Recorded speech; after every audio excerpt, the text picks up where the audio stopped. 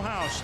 And out onto the field come the San Diego Chargers with the best record in the AFC, ready to take on the Kansas City Chiefs on NBC's Sunday Night Football. Al Michaels along with John Madden, Andrea Kramer. Welcome to San Diego. The Chargers hoping that the road to the Super Bowl for the AFC will go through San Diego. They control their destiny in that regard. Tonight they meet their longtime rivals, the Kansas City Chiefs, with a record of 7-6. But of course, the overriding story with the Chiefs, indeed around the league, was the passing late Wednesday night of Lamar Hunt.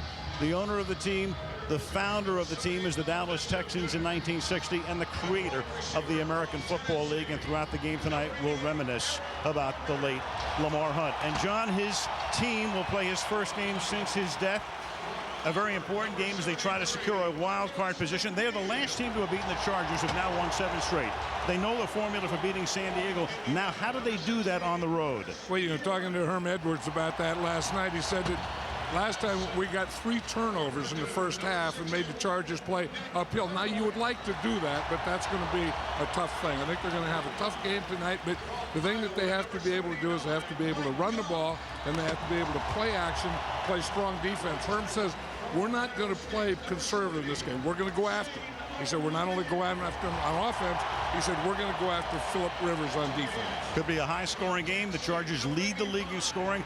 They're red hot. When you look at offense, defense, and special teams combined, is there a more complete team in the league right now than San Diego? I don't think so. I think right now the San Diego Chargers are the best team in the NFL, but that doesn't mean that they're going to go right to the Super Bowl. I mean, there's a lot of games. There's a lot of games between now and then, and they have to play well. They have to keep improving. But when you think about him, I mean, Phillip Rivers is playing great.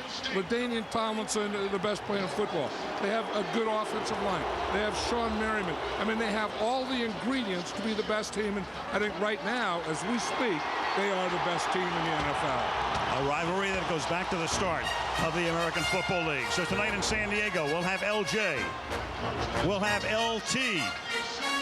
And we would figure to have a lot of TDs on Sunday Night Football.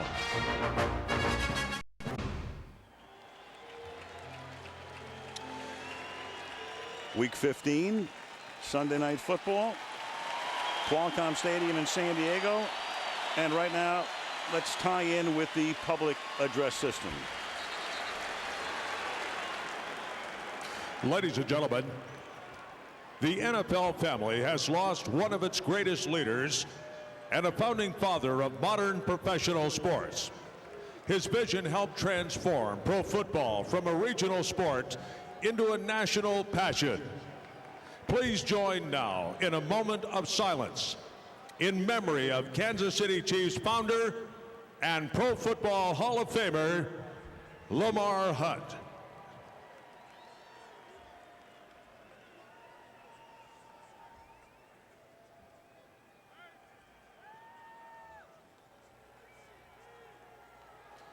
Thank you.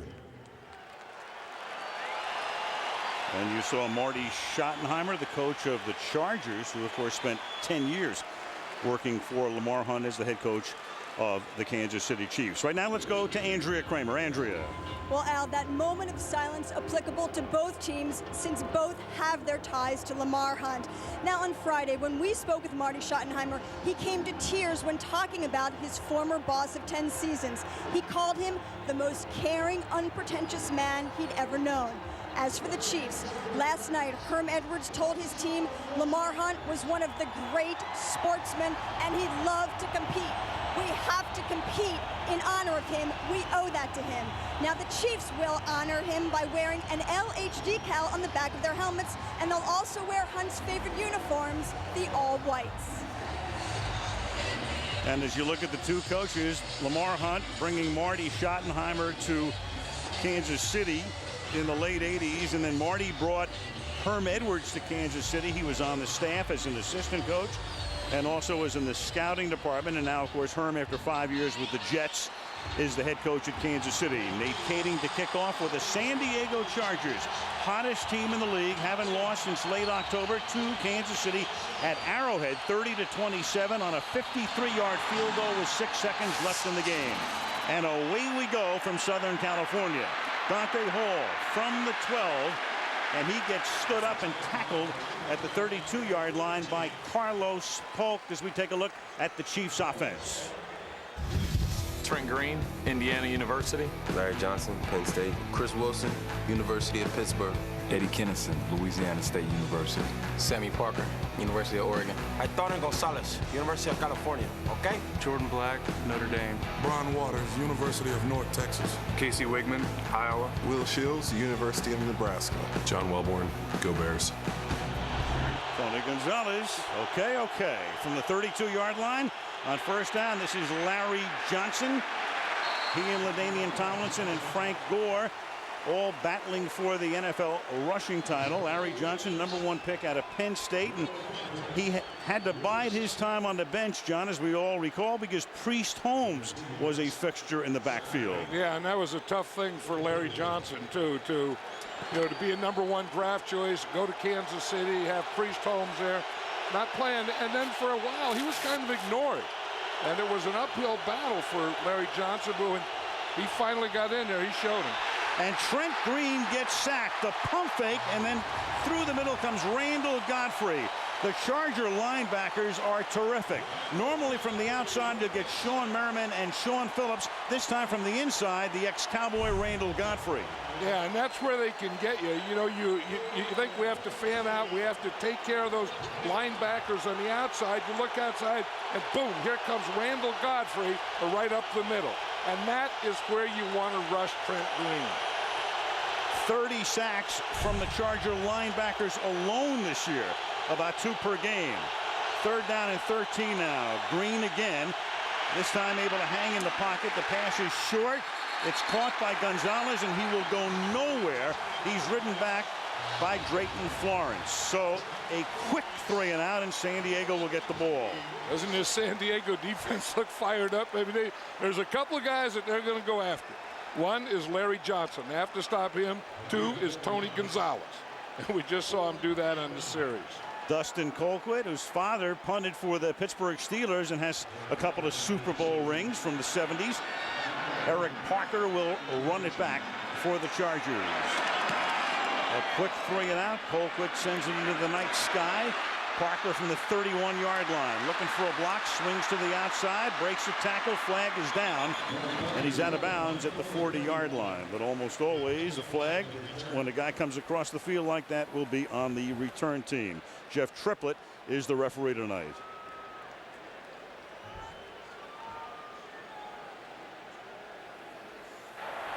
During the return, illegal block in the back. Number 82 of the return team. 10-yard penalty, first down.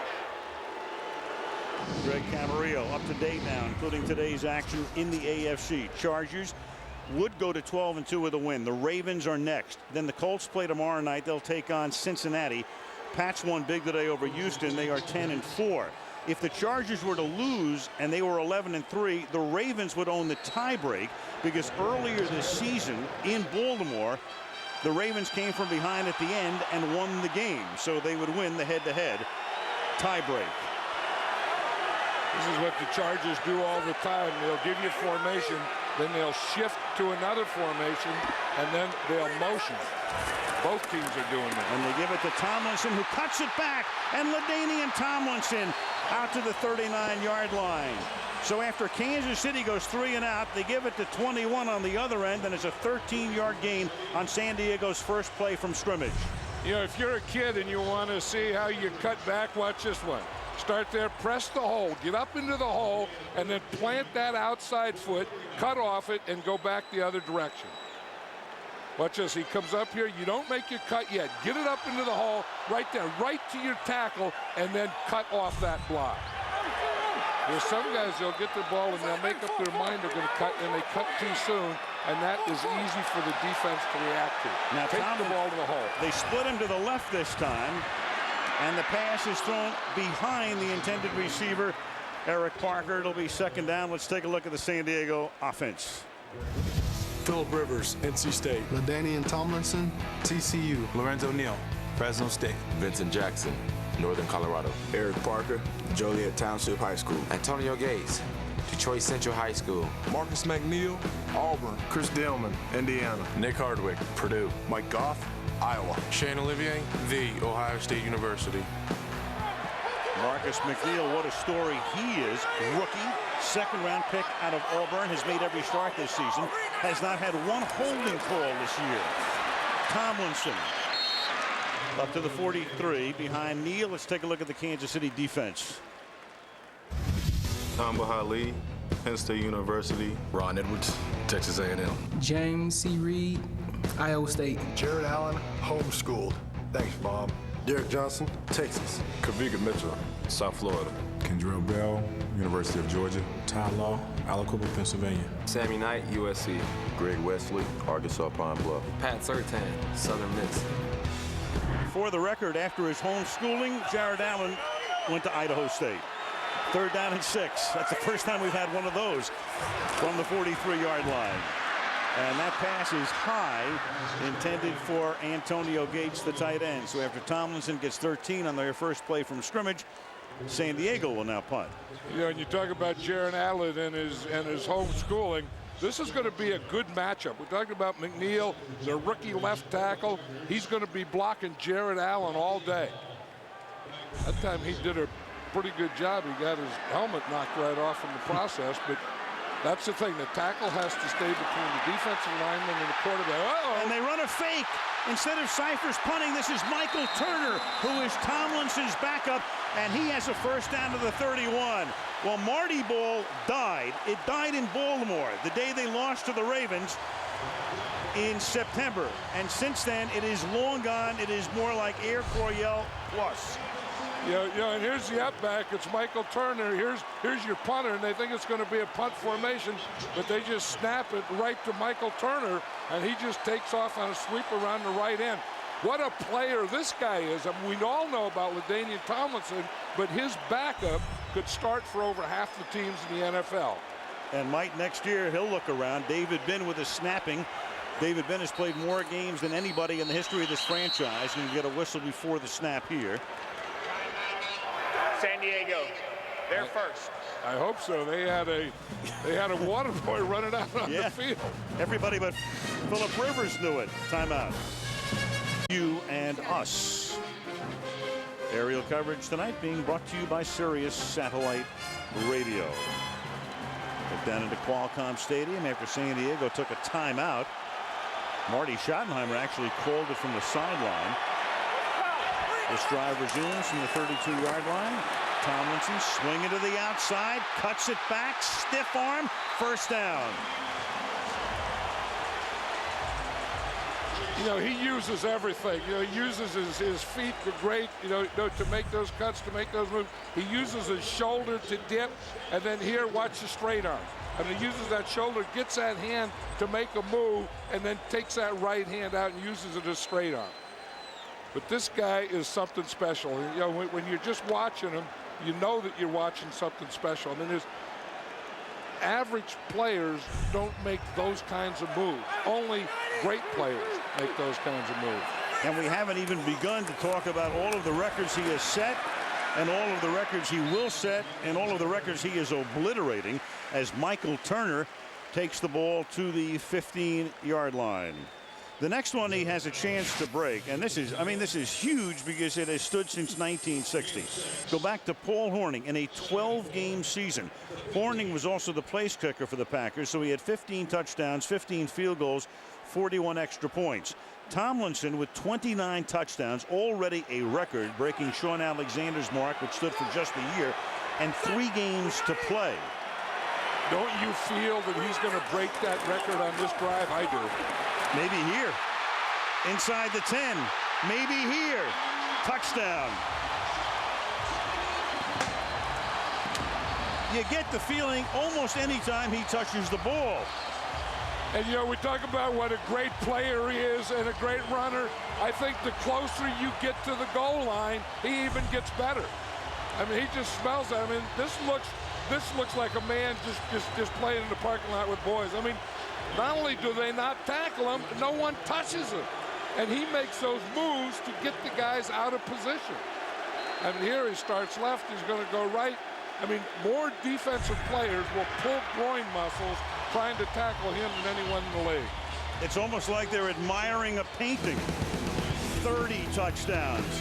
Horning's record broken. 7-0 San Diego. LaDainian Tomlinson, almost every time he touches the ball now, something's going to happen. That just broke the record for most points in the season, which had stood for 46 years. He has now tied Priest Holmes and Sean Alexander for most rushing touchdowns in the season, 27. And that's 110 touchdowns now in 93 career games. He was by far the fastest to 100. He's going to obliterate the mark for the first 100 games. And a few others along the way as Dante Hall from the 10-yard line takes it back out to the 36-yard line. He's tackled there by Clinton Hart. So the Chiefs trying to stay alive in the playoff hunt and down 7-0 early in San Diego. Hello, I'm a Mac. And I'm a PC. Whoa, what happened to you, PC? Kids happened. I was bought for a home. Now I have to make movies and blogs and listen to music every night. I'm crying myself to sleep mode. Sorry about that. You were made to stimulate 10-year-old brains with your highlight. Today, go to Dallas next week. Huge game Monday, Christmas Day here on NBC. Trent Green throws and has the pass intercepted by Donnie Edwards. So the crowd already in full throat with the San Diego touchdown and Tomlinson going into the end zone. And now they're at it again on the interception. You know, Donnie Edwards is the Charger middle linebacker, and you know, he's not a big middle linebacker. He's not one of those stout guys that plays the run well, but he really plays the pass well. I mean, he's good in open space, and he's good catching the ball. After the play is over, personal foul, unnecessary roughness. Number 76 for the return team. 15-yard penalty, first down. So the penalty is on Jamal Williams, the nose tackle, and that'll cost him 15. The play again here. You know, here's Donnie Edwards here, and you can just see how he moves. You see, he's back deeper, and he's really just watching Trent Green all the way. When Trent Green starts to go to that side, he just keeps going. See, there's Trent Green. Look at Donnie Edwards. He's just back looking at Trent Green all the way, reading everything. And then he's good in space, and he has good hands for a linebacker. 27 interceptions for him, most of any active linebacker. You saw the personal foul at the end of the play. Edwards has spent his first 6 seasons at Kansas City, now in his 5th year as a Charger. Now Rivers and company back to work. Give it to number 21, and LT across midfield to the 49-yard line. It'll be 2nd down and 8. You have another flag on the play.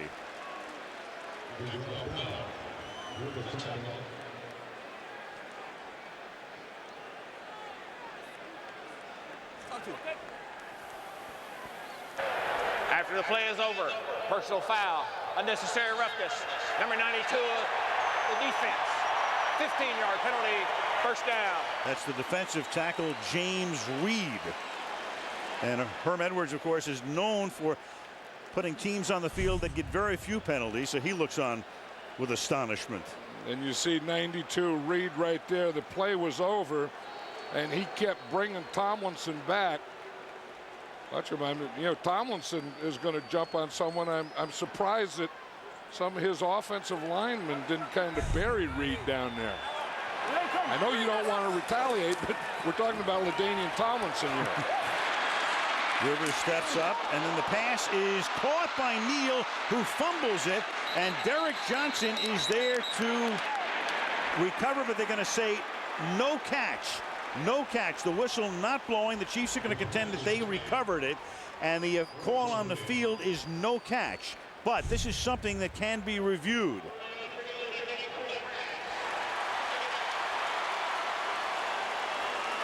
It can be reviewed by Herm Edwards if he feels as if it's a catch and a fumble and a clear Kansas City recovery, because the whistle did not blow. Well, you know what the rule on that is you have to catch it, and then you have to make a football move going forward. So he caught the ball, he fumbled the ball, but after he caught it, did he make a football move? And now the question is, will Herm Edwards, who has been the most successful challenger since he came into the league as the Jets coach in 2001, I think what Jeff Triplett is going to tell him right now is he says, you know what, we're not going to overturn this. I'm going to try to talk you out of challenging it because of just what you said, John. He didn't have the opportunity to make a football move. Or a move common to the game of football. Kansas City is not challenging the ruling on the field. Second down. And you were right. Jeff Triplett did talk Herm Edwards out of that one. Right. That's one of those where you're not playing gotcha with the coach. If you know that you made the call and there's no way it gets overturned and there's nothing to really look at, you'll go to the coach and say, you know what, you can't win this because here is what we decided, and when I look at this, I know what I've already decided. So in any event, no timeout charged, no challenge charged. 2nd and 10 from the 34-yard line. Vincent Jackson goes in motion. Tomlinson looking for room and finds none, gets turned back inside. James Reed. You know, Brandon Manamaliuno is a backup tight end for these guys, but he plays a lot, and it's both he and Antonio Gates, and you have Manamaliuno there as a blocker. So when you say, you have Antonio Gates, he's a good receiver, he's not much of a blocker. They don't need him as a blocker because when they want a blocking tight end, they go with Manamaliuno, and they do that a big part of their game. They've been trying to get him for the past couple of years. He fits in very, very well with this offense. 3rd down and 11. The blitz is on, and they get to Rivers and knock him down at the 38-yard line. Benny Sapp, number 20, came in from the corner, and that's Reed, who was there as well, who had gotten the earlier personal foul, and they're able to hold San Diego. Right, and who's going to feel the worst about this is right here, LaDainian Tomlinson. That's his guy. And he should have just gone out there and blocked him, and he knows it, and we always talk about him being a complete player. He is a complete player. He does block well. On 4th down now, Cyphers this time, little kick. After they pulled off the fake punt on the first series, and he deadens it at the 6-yard line, and it bounces to the 4. And that's where Trent Green will go to work with that Kansas City offense with 7:10 remaining in the opening period in San Diego. 7-0 Chargers. O'Neal dropped for a moment. Had he caught it and established possession, and had he been down by contact, they could have challenged. But he was not down by contact, not challengeable. Triplett told Edwards, and play resumed. Now Larry Johnson picks up 2, gets up to the 6-yard line. Let's take a look at the San Diego starting defense. Luis Castillo, Northwestern. Jamal Williams, Oklahoma State. Igor Olshansky, Oregon. Sean Lightside Merriman, University of Maryland. Randall Godfrey, Georgia. Donnie Edwards, UCLA. Sean Phillips, Purdue. Quinn Jammer, Texas. Terrence Kill, Texas A&M. Marlon McCree, Kentucky. Drayton Florence, Tuskegee. Sean Lights Out Merriman is a guy who was suspended for 4 games for violating the league's steroid policy, and still has a chance to lead the league in sacks, and Johnson can go nowhere. So the San Diego defense stiffening again. Randall Godfrey makes the tackle. Right, and the other guy that stiffened on that was the guy you were just talking about, Sean Merriman. He usually goes to the strong side of the formation or the tight end. And just watch, the first thing you have to do is you have to take on a blocker. Boom, right there, he takes on the tackle, and then he just keeps playing and just grabs an ankle and just lifts it up. He is very, very good at the point of attack against a run and an excellent pass rusher. Kansas City still looking for his first down and a flag before the snap. Meanwhile, the pace here has been so quick, we haven't even had a chance to discuss Trent Green and the season that he has had, which began with a serious concussion on opening day. False start. Number 89 of the offense. After this is the goal. Still 3rd down. That's Jason Dunn. Let's take a look at Jordan Black, the left tackle, and Sean Merriman. And this is going to be a tough matchup for the Kansas City Chiefs. I mean, Jordan Black out there is going to need some help against Sean Merriman. That time, he darn near strangled him. That's one of the things that Jeff Triplett should have been looking at. Yeah. 3rd and 11 from the 3. Green, protection begins to break down. He avoids the sack, which would also have resulted in a safety, and gets a first down to Tony Gonzalez. So you look for the tight end, their leading pass grabber. It's a tight end and running back oriented offense, and it's a first down, their first of the game. You know, a lot of quarterbacks can buy time by running to the outside. Watch Trent Green buy the time right here just by making that little move. All you do is dips his shoulder, moves to the outside a little, and in doing that, he bought time to get Tony Gonzalez right here. No matter who you are in the NFL as a quarterback, you have to be able to move to buy time. A good block by Jason Dunn in the end zone. This is Johnson now taking it out to the 28. Trent Green, the starting quarterback for Kansas City on opening day. You go back to the game against Cincinnati at Arrowhead. He slid to a halt. He was running with the ball. Robert Geathers of the Bengals pops him. Green lost consciousness, was taken to the hospital, and missed 8 games. And there he was being taken to the hospital off the field at Arrowhead Stadium. Eward, seldom used through the years, came on and went 5-3. And then Green came back against Oakland about a month ago. Johnson now is able to pick up the first down. LJ up to the 35-yard line. He's tackled there by Quentin Jammer. And Trent Green was talking about that injury the other night, and he said it really wasn't the hit that got him, but it was when the back of the head, the back of his head, hit the ground. And he said he had every test, and you know, and he's not worried now about getting it again, because he said of all the tests that he had to go through, he said that, you know, when the doctors and the neurosurgeon all told him, okay, your brain is normal, everything is the same as been, you're okay to play. He said, I had so many tests, there's no reason to worry. At the 35, and that catch is made there by Eddie Kennison for a gain of about 3. Let's check in with Andrea. Well, when I talked to Trent Green, what bothered him is that he thought that the hit was avoidable, that Robert Geathers should not have hit him to that extent. But one thing that he told me is that the play will be reviewed in the offseason, and I confirmed that today with Ray Anderson, the NFL's Senior Vice President of Football Operations, who told me that the competition committee will review the play in the offseason to make sure that there's no tweaking of the rules on this play as well as several others. The interesting thing about that, there was no penalty on that play, and no fine was assessed on Geathers. Here's Johnson now. And Johnson gets popped by Jamal Williams. And when you get popped by Williams, you know it. It's 6'3", 348. You know, and that's a big thing. I mean, they know that they have to stop Larry Johnson, and they have to wrap him up, and they have to, you know, get him to the ground, which is very difficult. But when you have a big nose tackle like that, who hustles like Jamal Williams does on this play and goes down and hits like that, you don't need anyone else wrapping Larry Johnson up. Whew. That's the end of the run right there. The end of the line. 3rd down and 2.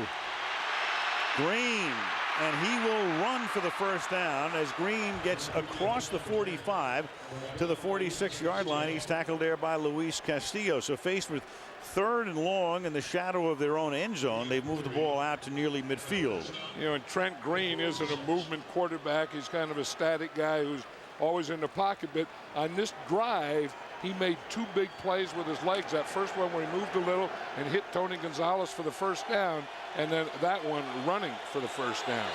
Meanwhile, Larry Johnson took that hit, and he has come out of the game. Michael Bennett is in here. This is Bennett's 2nd play since that Williams hit on Johnson. And the pass is caught by Tony Gonzalez, who begins to slip, and an easy tackle there for Marlon McCree behind the line of scrimmage. Short loss. He's 2nd down and 12. So Larry Johnson, who has carried the ball 6 times tonight for 23 yards. He looks like coffee break. He looks like he's trying to get his senses back. Up to the minute, you've got Frank Gore, who has played 1 more game because he, with the 49ers, played against Seattle the other night. So he's the leader at the moment. You've got Johnson and Tomlinson, and all of those guys battling for the rushing crown. 2nd down and 12, and it is deflected by Sean Phillips. Batted by Phillips, intended for Bennett. You know, that was one of the things that the Chargers wanted to do, is they were going to play tight on Larry Johnson. Of course, Johnson's on the sideline, so then Michael Bennett goes in and they do the same thing. But they're not going to leave him. You'll drop in those zones and let him catch that underneath stuff and run with it. They're going to be up and play him tight and press him when he comes out of the backfield. As I said, that time it wasn't Larry Johnson, it was Michael Bennett, but this is the Chargers' plan. Johnson comes back into the game. Green sets up in the shotgun. Final minute of the opening period, 7-0 San Diego. And the blitz, Green escapes, but not for long. Donnie Edwards came in, and he'll get credit for it. Back to the 35-yard line.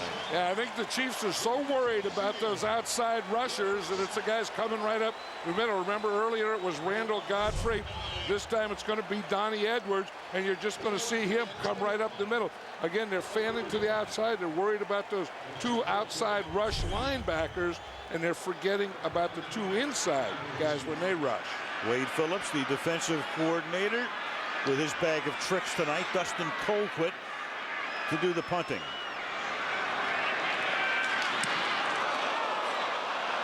The rush was on. A flag is down. Colquitt goes down. Parker fields it at the 16 and back to the 22-yard line. You had Tim Dobbins coming in, and if you don't get the ball and only get the punter, it will very often draw a flag. But again, in any case, it's not going to be a first down, because they have the two varieties. They have the 5-yard or 15-yard. Number 51, receiving team. 5-yard penalty will be added at the end of the kick. Right, that's the option there, because it wouldn't have been a first down. It was 4th down and 21. Williams on Johnson. 11 seconds to play in the period. Downtown San Diego, 56-degree night. San Diego will have the ball at its own 16-yard line. They lead, if you're just joining us, 7-0, and we'll give you one guess as to who might have scored the touchdown. Enforcement. Since the foul was against the receiving team, Kansas City has elected to decline that penalty. It'll be San Diego's ball at the end of the kick. First down. That was after the running into the kicker penalty that would not have netted a first down for Kansas City. It was 4th down and 21. It would have made it 4th down and 16. So they will decline the penalty, their option.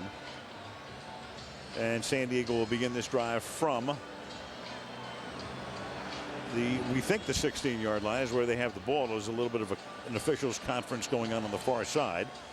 And one official is saying move it out to the 23.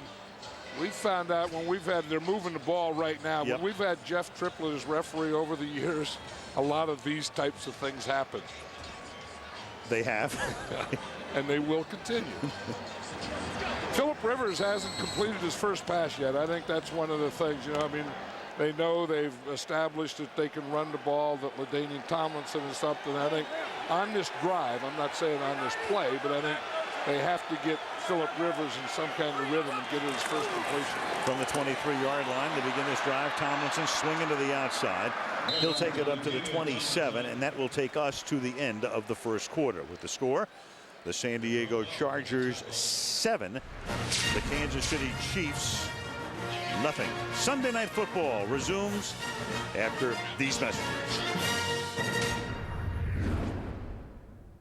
It's Monday at Dallas, and we were in Indianapolis after McNabb got hurt and he lost to the Colts, and Jeff Garcia was the quarterback. And the next thing you know, those guys are right back in the hunt. 2nd down and 6 as we begin the second quarter, and Philip Rivers has that pass deflected. Philip Rivers has yet to complete a pass in the game. Al Michaels, John Madden, Andrea Kramer. San Diego, with the Chargers trying to make it 8 straight, and Kansas City tries to stay alive in the playoff hunt. You see how he's changed his stance a little, because his center, Nick Hardwick, gets so low, he has to get low. So when he had his feet square, that was a little tougher for him. Now he has that right foot up, and I think it's a little easier to bend for him. But one thing about Philip Rivers that I like, he stands tall in the pocket. I mean, he's a tall guy, but he plays tall also. 6'5" and 228, son of a coach. Played 4 years at North Carolina State. Out of the gun. Rivers gets hit as he throws. It is deflected, and it is intercepted. It is picked off by the rookie, Tamba Hali, after the deflection. So Rivers was under pressure in the pocket, had it deflected, comes up a little gimpy. It was Kavika Mitchell, the linebacker, who deflected it, and Rivers has begun the game 0 for 5, and Kansas City is in business. Yeah, you know, that's the second time that LaDainian Tomlinson doesn't make a block. Watch him. He comes across right here, and he's trying to block Jared Allen. That to me is a poor pass protection when the back has to come all the way across the formation and block their best pass rusher. I know, you know, it was a blitz and they blocked down. It was a blitz pickup, but that is about as tough a block as a back can have to make. Ali, their #1 draft choice, makes his first career interception. Johnson to the outside, and he can't get around the corner. That is Marlon McRee, the safety, coming up to force him out, and that will be a loss of 5. It'll be 2nd down and 15. You know, you see that run there. Larry Johnson hates that when he's running sideways or his shoulders perpendicular to the line of scrimmage.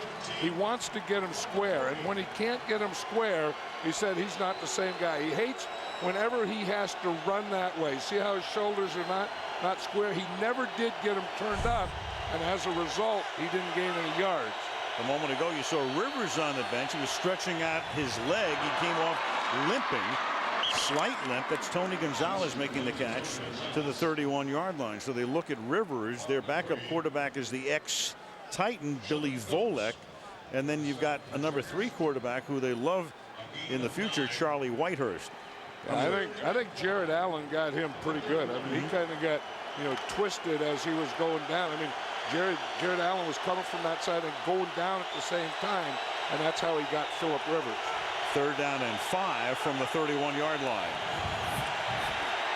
Green throws it underneath, and the catch is made by Eddie Kennison, but the tackle is made by Quentin Jamber to make sure he doesn't pick up a 1st down. They'll spot the ball at the 27-yard line, and it will set up 4th and a long one, and Herm Edwards is taking a look at just how long that one is. Yeah, and what he's going to have to do is start getting his receivers running a little deep because, you know, he's had that problem with his tight end Gonzalez with his back, and now with a wide receiver where they're running their patterns too short. When you get in 3rd down, don't leave a yard there for this situation.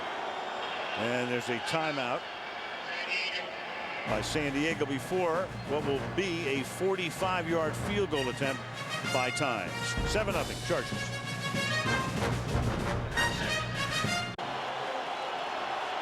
.45-yard field goal attempt here. Lawrence Tynes, who beat the Chargers in October in Kansas City with 6 seconds left with a 53-yarder, sends this one off the upright, but it bounces through.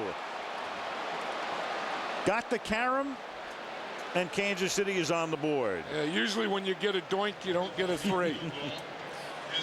You need a mini doink.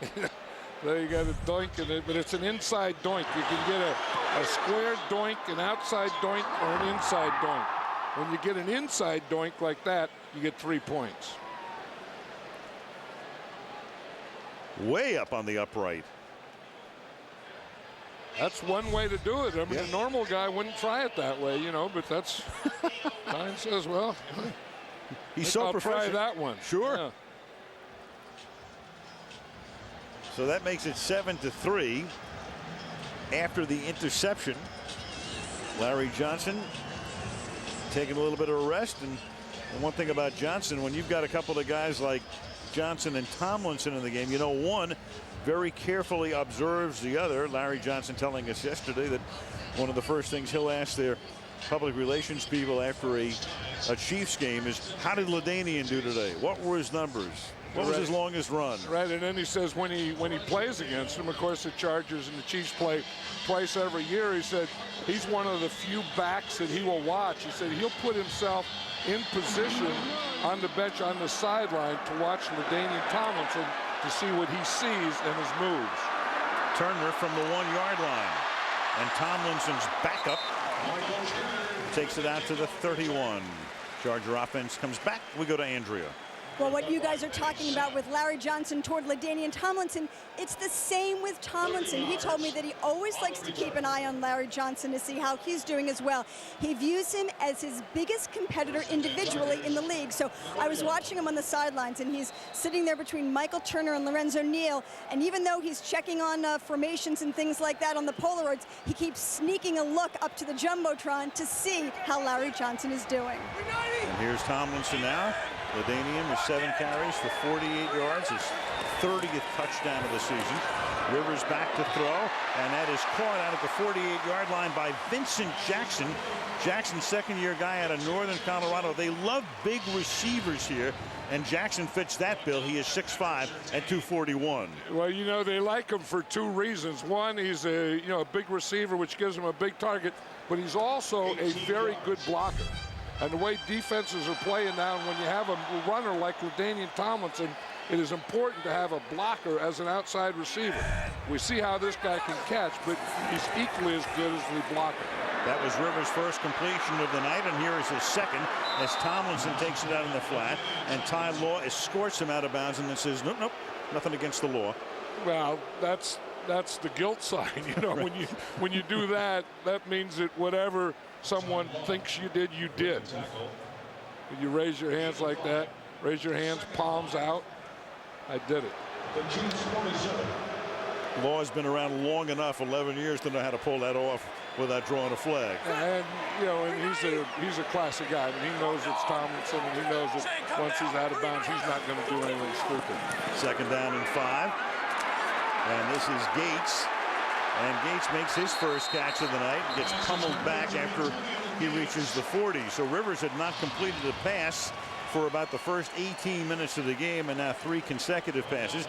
And when you're looking at the running backs tonight, as we have been in Johnson and Tomlinson, also look at the tight ends, because you may be looking at the 2 best tight ends in the NFL in Gates and Gonzalez. Yeah, and that's the way these offenses are built. I mean, it goes, through the running back and the tight end. So, you talk to every team, well, we have to rush their quarterback, but we have to key on their running back, and we have to stop their tight end. So they're going to be doubling the tight end, playing nickelback in the tight end, and really ganging up on the running back. Out of the ground to Tomlinson. And just when you think you've got him knocked down after a 2 or 3 yard pick, he goes for 9. He's tackled by Kavika Mitchell's 2nd and 1. You see what the Chargers did? This is an unbalanced line. They have 2 tackles on this side. They only have 1 guard here, no tackle, and a tight end. So you think that they're going to run to the left side or the extra lineman side, and they come back and lead to the weak side or the side away from the unbalanced line. And one reason they can do that is because you kind of balance up that line when you've got Lorenzo Neal leading the way, as he did there with a block.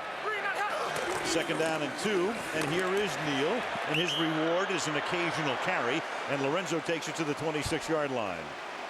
And that's bigger and bigger. I think it's coming back. The 2 backs, the fullback being the lead back. We went to so much 1 back, but now that 2 back where you have that extra blocker in there, and then in short yardage when you want to, you can hand him the ball.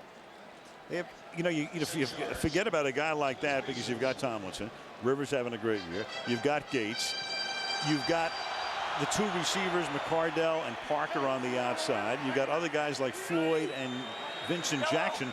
They have a lot of great offensive players on this team, and some pretty good defensive ones as well, as Tamba Hall comes in for the sack. So again, the rookie out of Penn State, who earlier had his first career interception, makes his presence felt here with a sack on Rivers. We talked about a running back, having to come across and block. I don't know that I like this. I mean, Tamba Hall is the best pass rusher, the 2nd best pass rusher. I mean, that's where they get their pressure, and to have Antonio Gates have to block him in pass protection, I don't think is a good matchup. But I know it's not a good matchup. 2nd down and 15. Rivers out of the gun now from the 32-yard line. The pump fake, and then underneath, and that pass winds up on the ground, incomplete, intended for Manamaliuna. We'll make it 3rd down and 15 now at the 32-yard line. Yeah, and that was one guy you didn't mention in this offense that that I think is such a big part. I mean, we just saw Antonio Gates, who is a pass receiving tight end. I mean, he's not the blocking tight end, but when you have Manamaliuna in there, you don't need that strong blocking tight end. Although I would have rather have had Manamaliuna blocking against Holly and Gates. 3rd down and 15. Blitz coming free up the middle and forcing Rivers to throw it away incomplete. Kavika Mitchell, and nobody picked him up. And there is a flag down at the 44-yard line. Intentional grounding. Number 17, the offense. Ball will be placed in the spot of the foul. Lost it down. 4th down. Well, that's what happens when you're in the pocket, and Rivers was forced to just throw that away because Mitchell was coming in unmolested or uncontested. Right, and you know that when you see Philip Rivers and he's complaining to the referee, but watch him here. You see, he doesn't get outside. Had he gotten outside the tackle or outside the tackle box, as you said, then if he throws the ball back to the line of scrimmage, it's legal. If he's still inside that tackle box, he can't throw it away. 4th and 26, which is a terrible phrase if you're a Green Bay Packer fan. And it is down to the 5-yard line by Osgood at the 6-yard line. 8:51 remaining in the opening half. San Diego leading Kansas City 7-3. A total necessity. Speed is a luxury. You must have strength. And you must understand that God created running backs.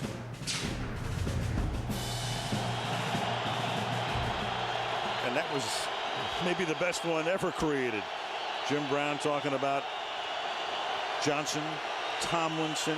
This is Larry Johnson. And they'll take it up to the 8-yard line. You know, John, these two teams first met back in 1960. The Los Angeles Chargers hosted the Dallas Texans. They played in the LA Coliseum on September the 10th, 1960. The crowd, 17,724, and the place held at that point 100,000. Right, and that was the first regular season game of both the Chargers and the Chiefs, right? As we know them. As we know them. Wow. 2nd down and 8. And we bring that up, of course, days after the passing of the founder of the American Football League, Lamar Hunt. Green throws over the middle, and that pass is caught up at the 18-yard line. Tony Gonzalez. And how many people owe their livelihoods, I mean, to this day, to the fact that Lamar Hunt had the vision, had the resources, was able to gather what he called the Foolish Club, those 8 guys, including Bud Adams and Ralph Wilson, still a part of the NFL, and get them together back in 60. Can I raise my hand? When you say how many guys, I say me. You know, that, you know, if it weren't for Lamar Hunt, you know, and starting the American Football League, I don't know that I ever would have gotten in professional football. I mean, I got into the NFL through the AFL, and it was Lamar Hunt was the AFL, and every time I ever saw Lamar Hunt, I thanked him.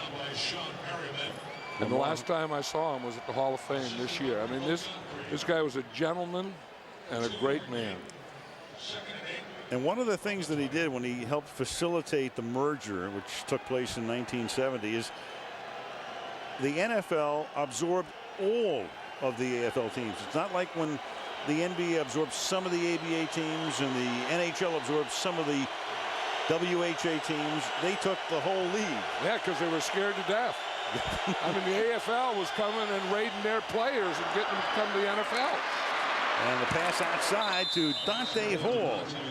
And Dante Hall picks up a 1st down as he takes it up to the 29-yard line.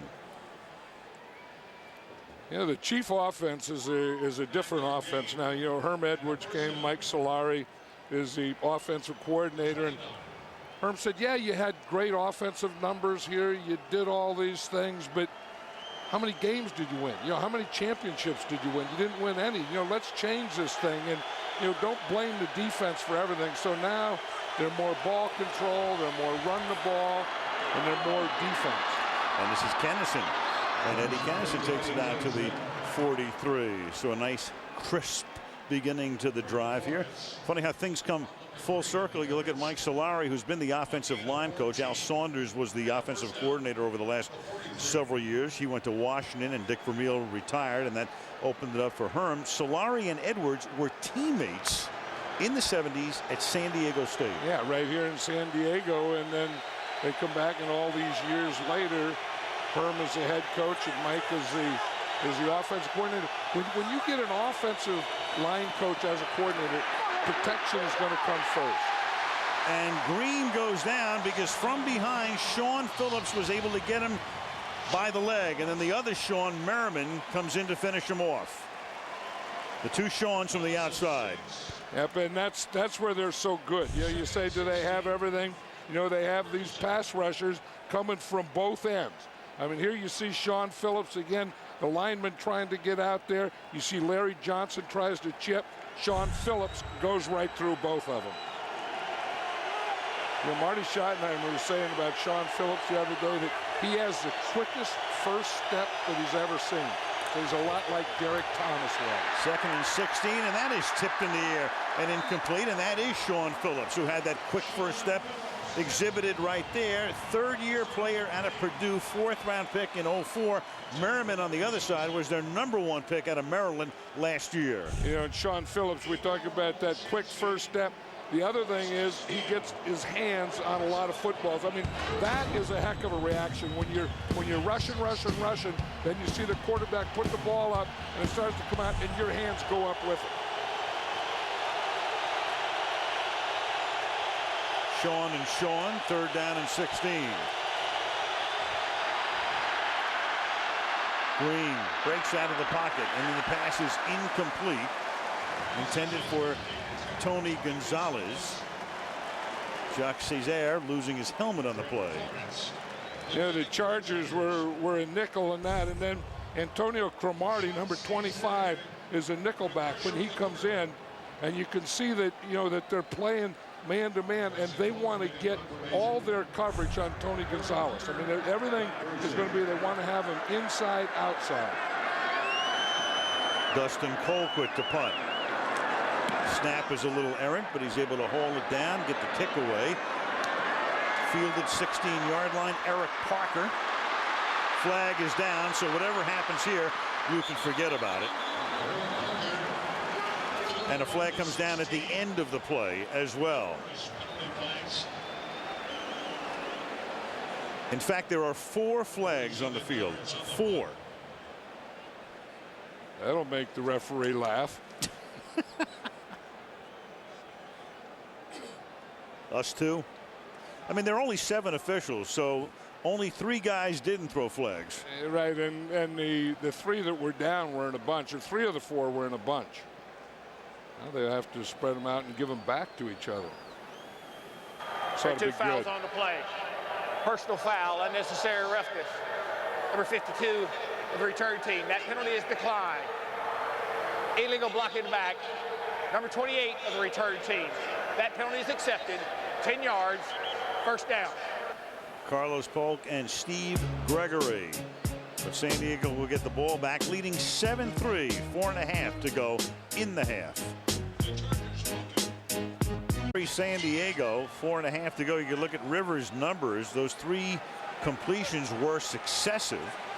He's also thrown an interception 3 out of 10. So a good job, very good job being done by the Kansas City defensive unit.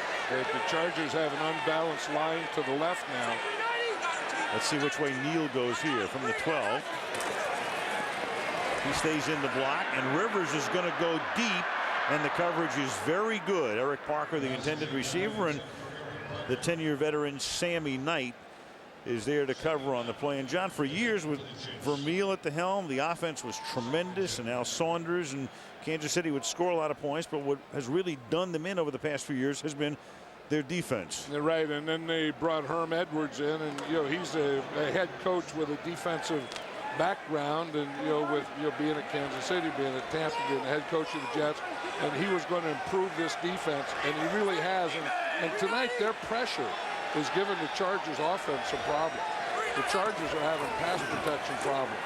2nd and 10. Rivers has been under pressure all night. That pass out in the flat to Neal will net next to nothing. Patrick Surtain is there for the tackle. San Diego off to a hot start tonight. Tomlinson went right into the end zone, but since then, punt, interception, punt, and right now 3rd and 11. Yeah, we're talking about the protection problems. Remember, they had Tomlinson, missed a block, then they had him on a tough block, and then they had, Gates have to block the defensive end. So the Chiefs have been doing things to the Chargers that have put them in some tough offensive positions and problems, and they haven't really had good pass protection for Rivers. They split Tomlinson out to the right, put Manu Maliuna in the slot. The pass goes to Vincent Jackson, and he gets tackled by 3 Chiefs, including Ty Law. And the fans are booing now because they know, and it's tough when you're backed up like this, but I know what they're booing about. You have to get the ball up the field. I mean, you can't throw those little none-yard passes on 3rd down, and I kind of agree with it. But when I look, at the field position, I kind of agree with that side of it too. I like that phrase, none-yard passes. Yeah, none-yard passes. Look what it is, 4th and 1, number 4th and 9. Perfect description, and the kick gets blocked. Comes out to the 17-yard line, but Bernard Pollard with the block, and it doesn't matter that San Diego winds up with it at the end. It's a block kick and Kansas City's ball. And this is a rookie that's going to be playing a lot of safety for the Kansas City Chiefs. The 2 safeties are getting a little older, and they really like these 2 young safeties, Page and Pollard.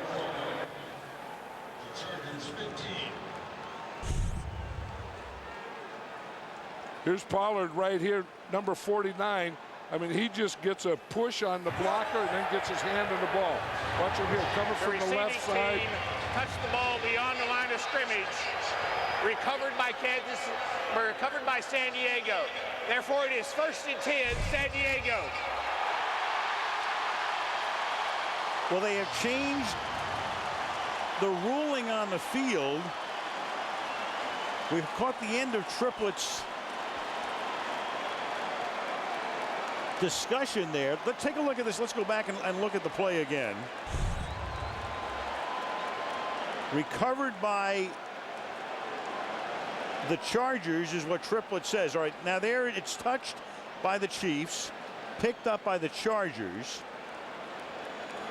And you can see the initial signal goes that the initial signal is that it's going to be Kansas City's ball from the umpire, Jim Quirk, but David Binn winds up with it.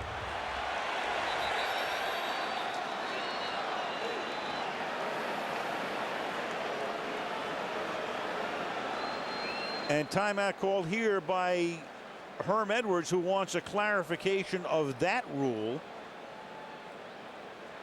Well, they had to say that the Chargers lost possession, then got possession again, and then fumbled it after they had possession. That's what they would have to say. We missed the initial part of what Triplett said on the mic, but to do that, they would have had to have had possession for San Diego to get it back. Whatever they said to Herm Edwards, it looks like he agrees with it. And I don't know how you can have a block punt and then not get the ball. Well, when the receiving team touches the ball and it's past the line of scrimmage, which that was the case, and then they lose it to the kicking team, it is in effect a change of possession one way to the other. And Tomlinson is going to make them really pay for it. LaDainian Tomlinson will get a block from Jackson and will go all the way for the touchdown. What a turn of events.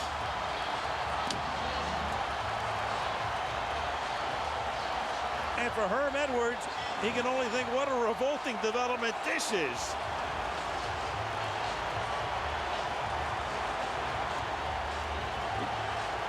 85 yards. It is the longest run of his career. It is the 31st touchdown of the season. It sets a new NFL record for rushing touchdowns. Right, and there's a block downfield that we were talking about early, Vincent Jackson, but he got a big one at the line of scrimmage from his rookie left tackle, Marcus McNeil. The extra point by Kading is good. And LaDainian with 2 touchdowns tonight. 8 straight games with 2 or more touchdowns. Another record, 14-3. More touchdowns. Breaks the record that he had shared after last week with John Riggins, 7 straight. 31 touchdowns, 28 on the ground. An unbelievable turn of events as Kading's kick is fielded by Dante Hall. And Hall is out of bounds up at the 22-yard line. Well, let's go back first to the punt. What the punt has to do is cross the line of scrimmage, the red line indicating the line of scrimmage. So there was Cyphers. That would have been the first block of his career. In fact, it is, because it goes into the books as one.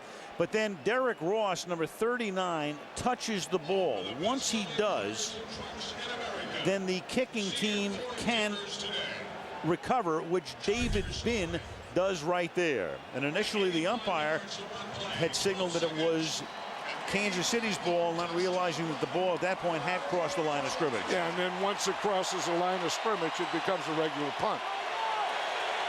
That's one of those things. If Ross doesn't touch it, they can't get possession. Kansas City can. First down at the 22-yard line.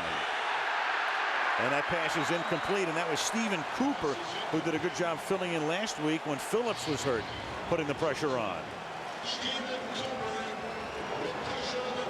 As Stephen Cooper again comes inside. This is where the rush has been very vulnerable for the Chiefs. I mean, that's what they want to do to Trent Green. Now, you know they have good outside rushers. It looks like the Chiefs' protections are set up for that. So what the Chargers are doing is they're giving heavy pressure right up the middle. Very successful. I mean, it was Randall Godfrey, it was Donnie Edwards, and that last one was Stephen Cooper. Confusion as to who should be in and where they should be right now, as D. Brown is the running back. He's their number 3 running back and stays in the block. And that pass is deflected and incomplete. Then had disaster written all over it. Guys coming in late. D. Brown in the backfield looking around as to what he should do, and Sean Merriman forcing the issue on the other side. You know, we talked about that turn of events. I mean, it looked like the Chiefs were going to get a momentum thing there. They block a punt. You think they're going to get the ball there. Then they don't get it. The Chargers have a punt block. They get the ball back, and then boom, LaDainian Tomlinson hits him, and the whole thing goes cattywampus. 14-3 and beyond. 3rd and 10 from the 22-yard line. Green from the shotgun, going deep. Coverage is good, and the pass is incomplete. Intended for Sammy Parker and broken up by Quentin Jammer. And the Chiefs now have become one-dimensional, and they wanted to attack this Charger defense, and they wanted to, go upfield and, throw some deep ones, but they have to do it off play-action pass, and then to get the play-action pass to be effective, they have to get Larry Johnson going. Johnson's been held to 23 yards on 9 carries tonight. Dustin Colquitt to punt.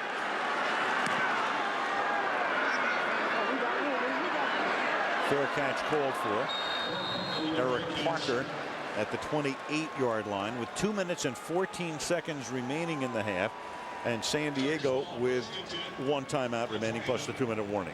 Let's take a look at the touchdown run again and give a point of attack. I mean here's big Marcus McNeil right here, and watch the block that he makes. He's right here, on Jared Allen. I mean, he just takes him and gets him to the outside, and then see right there. I mean, he just gets him turned, gets a lead block there, and then LaDainian Tomlinson goes right through it. Not a Chief touched him. From the 29 now, Turner and Manu Malayuma flank Rivers in the backfield.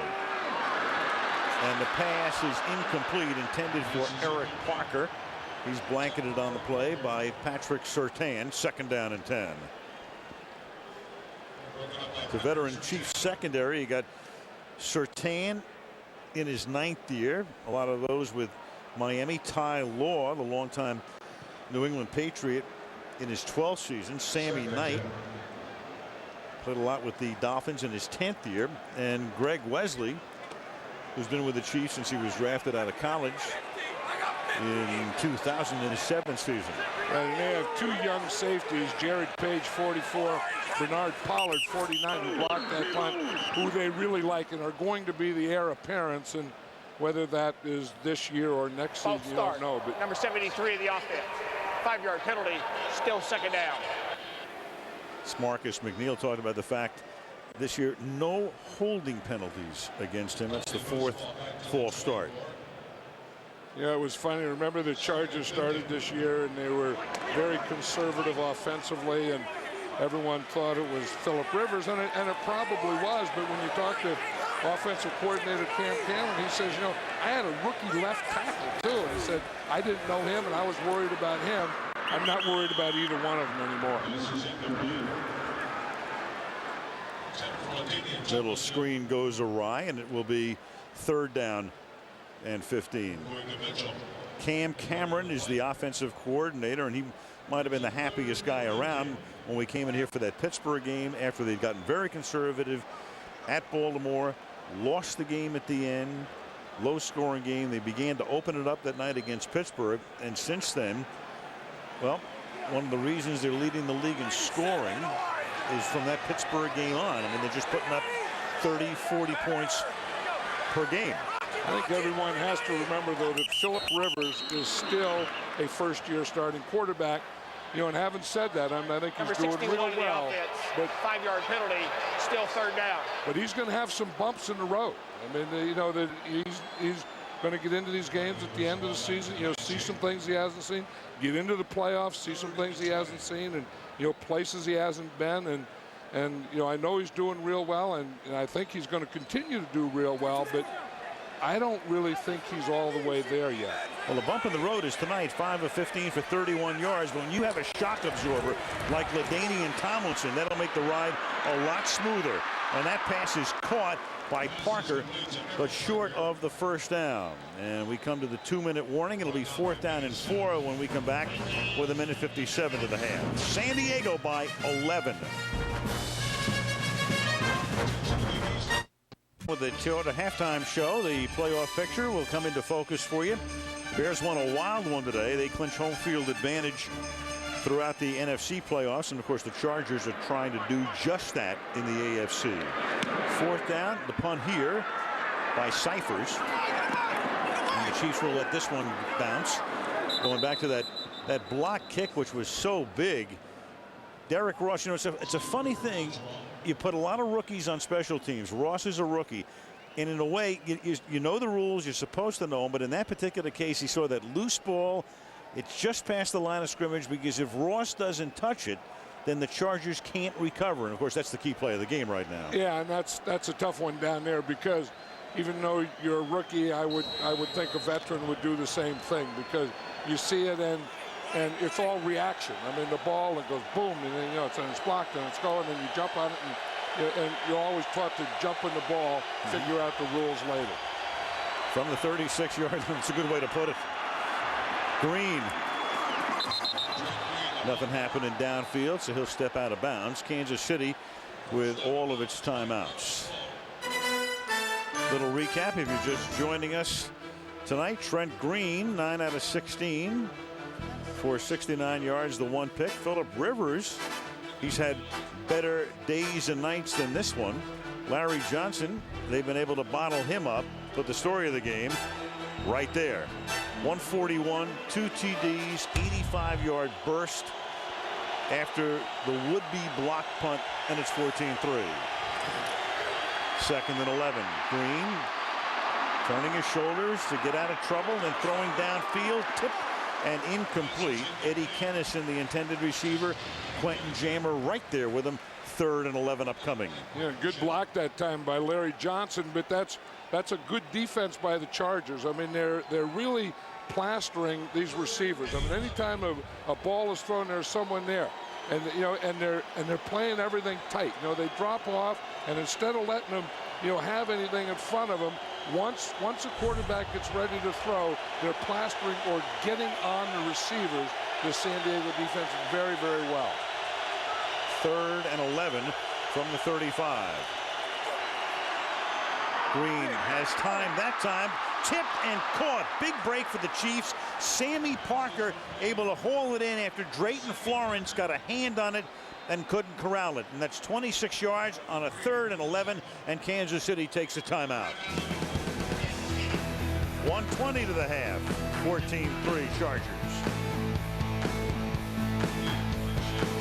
Bothered by an aching foot. Has limited his practice time. In fact, looking down the bench, I don't see him on the bench at the moment. And they need a big pass rush here to keep the Chiefs out of field goal range. The blitz, here they come. Draw Johnson on first down, and that's Donnie Edwards, who's already had a pick tonight, stopping Larry in his tracks. It'll be 2nd and 12. You know, the inside linebackers for the Chargers are playing very well. I mean, you think that, you know, Merriman and Sean Phillips are going to dominate from the outside. As you said, Merriman's not even in there, but those inside guys have been putting a lot of pressure on Trent Green. Green out of the pocket, and the pass is underthrown. Eddie Kennison had to slide down to try to make the grab. Almost did, but couldn't. It'll be 3rd down and 12. You know, one thing, Al, you know, that Johnson has had to block every time. I mean, Larry Johnson has been in here on this whole drive. He has been a protector, and that is big for the San Diego Chargers because they worry about him as a receiver. But through their defense and through their blitzes, they have kept Larry Johnson in the backfield on this whole drive.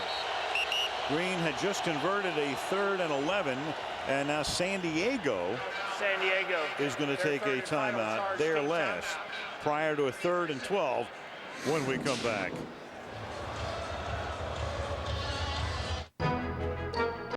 City Chiefs trailing by 11. The ball is at the 41-yard line. Green throwing, and that pass is incomplete and would have been well short of the first down anyway. Dante Hall, and that's one of those, even though it's past the line of scrimmage, that's what you call that none-yard pass on the 3rd and 12. Right, and you know, it's one of those things you read and you wonder why you even have a guy running that short on that situation. Now it's 3rd and 10, and you not only have to want to get a first down, but you want to get in field goal range. That pass, that pattern, that distance wasn't going to get you anything. Dustin Colquitt's 5th punt of the game.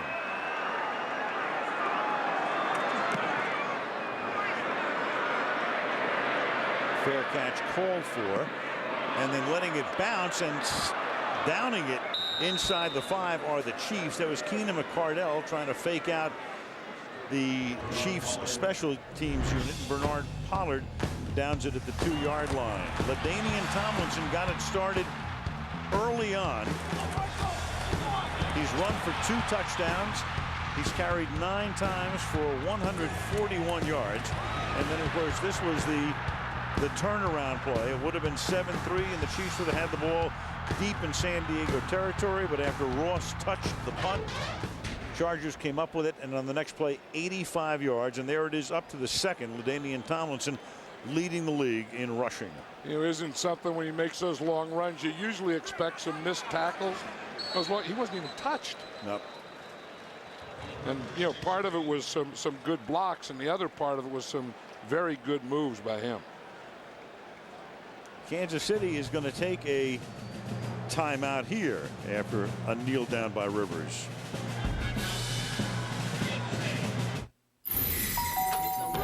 Here's your paper. Up on the 2-yard line, you could have had a bad snap. Who knows? So Herman's going to, you know, take advantage of everything he can. But now they can run the clock out with a kneel down. Right, and you know, I know what Herm's thinking. There's no reason to put those timeouts and take them into the locker room at halftime. You may as well throw them out there and use them. Make him snap it. You never know what's going to happen. Herm knows that better than anybody. After the turnaround following the punt, the 85-yard run by Tomlinson on the next play. So the halftime score is San Diego 14, Kansas City 3. And the Toyota halftime show coming up on the other side of this break. Packers live on NFL Network. This telecast is copyrighted by the NFL for the private use of our audience. Any other use of this telecast or of any pictures, descriptions, or accounts of the game without the NFL's consent is prohibited. Back in San Diego, about to start the 3rd quarter. San Diego leading 14-3. And of course, the overriding story in the league, the death Wednesday night of Lamar Hunt. And here are the reflections of many of those who were close to Lamar Hunt.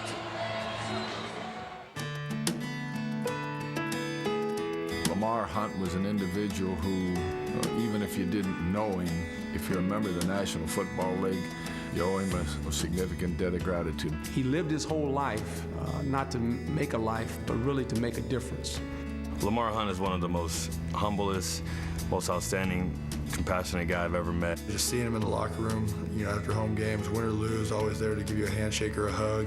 You talk about a man that really stayed out of the limelight, didn't want any credit. He just wanted to create opportunities for people so they could be successful. I am not embarrassed to say I love Lamar Hunt.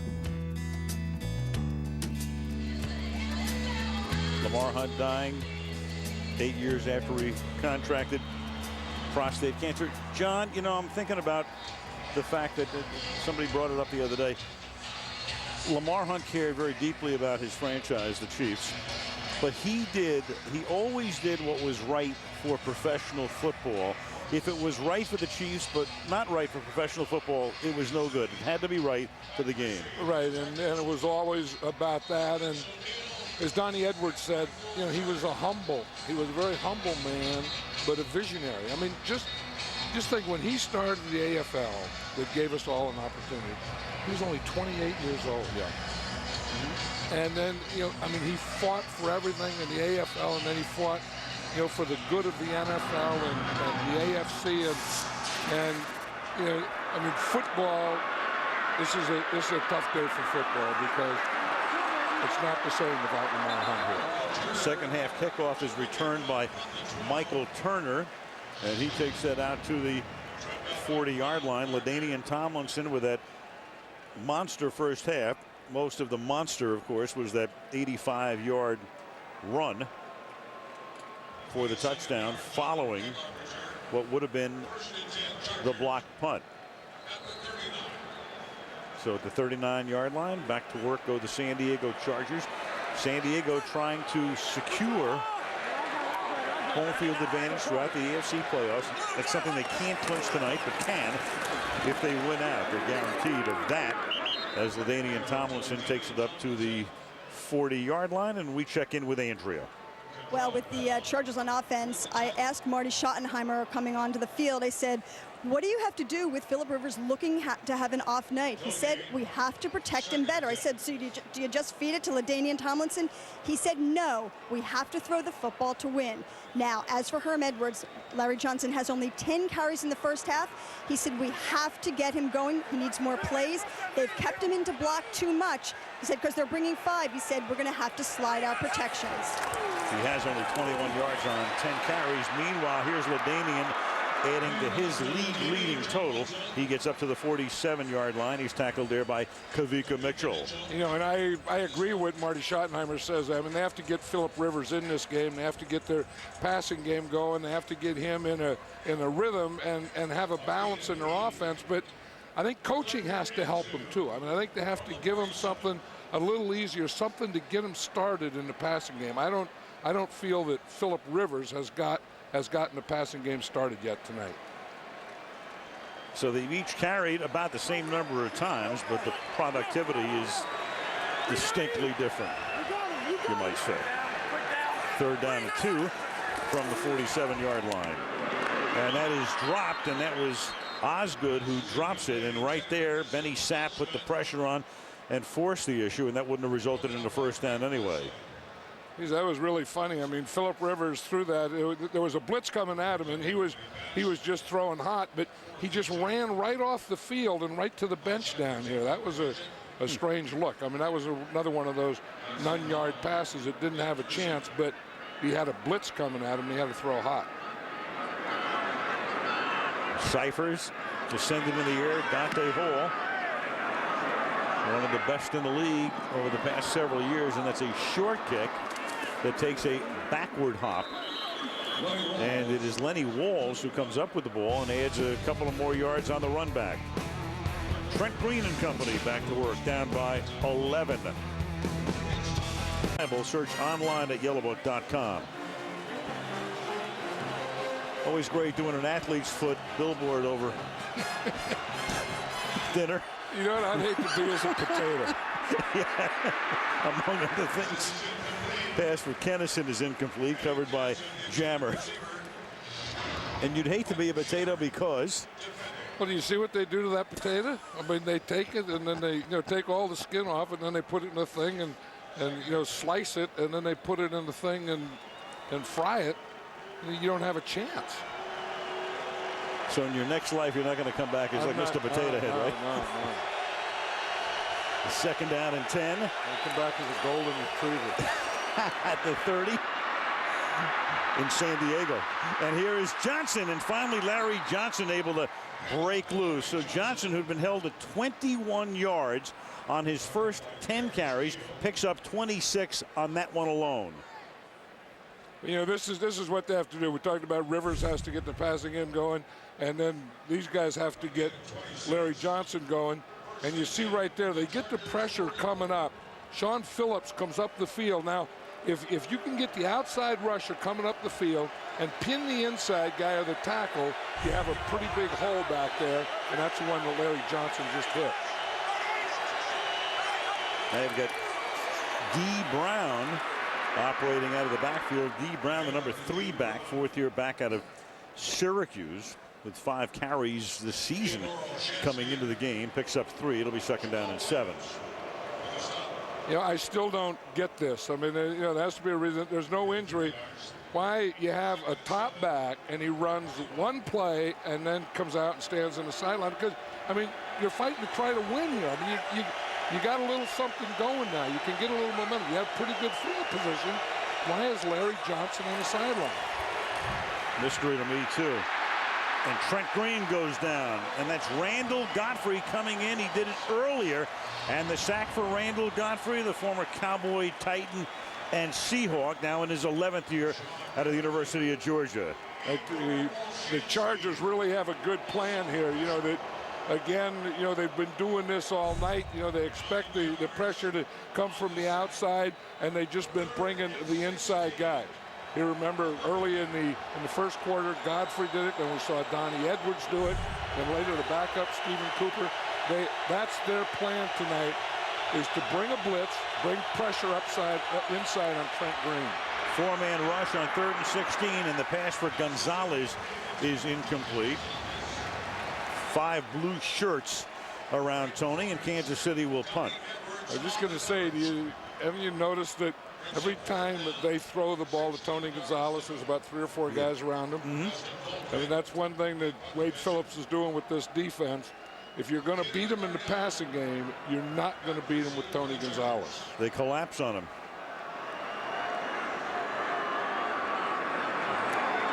Colquitt. Keenan McCardell will call for a fair catch, windmilling his arm, and hauls it in at the 23-yard line. 11:16 remaining in the 3rd. San Diego leading Kansas City 14-3. He's just running the ball. He catches the ball. He throws the ball. He is a decoy. He has quickness. He has speed. He has balance. He has strength. He has humbleness, but he's a tenacious warrior. LaDainian Tomlinson. Jim Brown talking about LaDainian, who tonight has 149 yards on 11 carries and 2 touchdowns. Carry number 12 slips down at the 27-yard line. John, we talked about the record before, which he broke last week, and right now with 31 touchdowns. I like to use Gretzky as a verb. When you Gretzky the record book, right. when Wayne was at his peak, and he was not only breaking records, obliterating them. That is what Tomlinson is on his way to doing right now. You know, and sometimes, you know, because he's so young, maybe he's just setting goals for himself to beat. That, you know, say, who's going to beat his record? Probably, if someone's going to beat it, it'll be him. 2nd and 6. Here's Tomlinson again, and he has enough for the first down as he gets tripped by Kavika Mitchell, but that forward momentum carrying him out to, let's see where they're going to spot it now, right on that yellow line, and that will be enough for a first down. I'll say this, is Kansas City Chief defense is doing a good job. You know, we talked about that earlier how have the Chiefs improved, and maybe offensively they're not the same. Trent Green missing so much, he's not the same, but defensively right now they're on the right track. They're getting better. Gunther Cunningham, the defensive coordinator, pulled over from the Vanille era. In fact, Gunther was the head coach for 2 years in 99 and 2000. With Tomlinson out, they give it to Turner, Michael Turner, who has the backup to him. We talked about Turner maybe leaving after this year. The backup is only averaging 6.2 yards per carry. That's pretty good, but Montemaliuna, the tight end, just made a heck of a block. I mean, he just takes a guy and knocks him about 5 or 6 yards off the line of scrimmage. Here he is right here. And when you can get this type of blocking from a tight end, watch him. He gets his guy, he's square, back, that's about 5, 6, 7 yards back. He's not even in the play. Took care of Surtain, 2nd down and 4. From the 39. Turner again. And Turner fights for a first down. John, the Chargers leading the league in scoring. They've scored 54 touchdowns as LaDainian comes back in. What's amazing to me, it's one of those great aberrations. Their 2 starting receivers, Parker and McCardell, between them, no touchdowns, none of the 54. Right, and that's why LaDainian Tomlinson has so many of them. I think that, that years ago when Emmitt Smith was scoring all those touchdowns for those good Dallas Cowboy teams, they find out that once you get in the red zone, it's not bad to run the ball, and you can run it for touchdowns, and that's what the Chargers are doing. The fake to Tomlinson, that buys some time, and then the pass hung, and it enables Surtain to get back there and knock it down, intended for Antonio Gates. And that's the other part of that thing with Antonio Gates. You say, LaDainian Tomlinson is going to, run the ball, he's going to catch the ball, he's going to score touchdowns. But this guy here, number 85, he's the second guy. If you're going to throw a touchdown pass or you're looking for a big play, it's not a wide receiver. You're going to get your big plays from your running back and from number 85, Antonio Gates. He has 8 of those 52 touchdowns. Speaking of Eric Parker, he has a neck injury and he is done for the night. So they're minus Parker. Malcolm Floyd is already inactive, and they have Osgood and Jackson as their wideouts right now. Floyd, in fact, is on injured reserve on 2nd down and 10. That's a catch made here by Vincent Jackson, which was Bo's given first name, Vincent Jackson, the 6'5", second-year guy from Northern Colorado. What do they like him? We talked about him as a 6'5" target, and and he's not a tight end, he's just a big wide receiver, but he really helps his team in the running game as a blocker, as a wide receiver. And they just signed Oz Hakeem too. Yeah.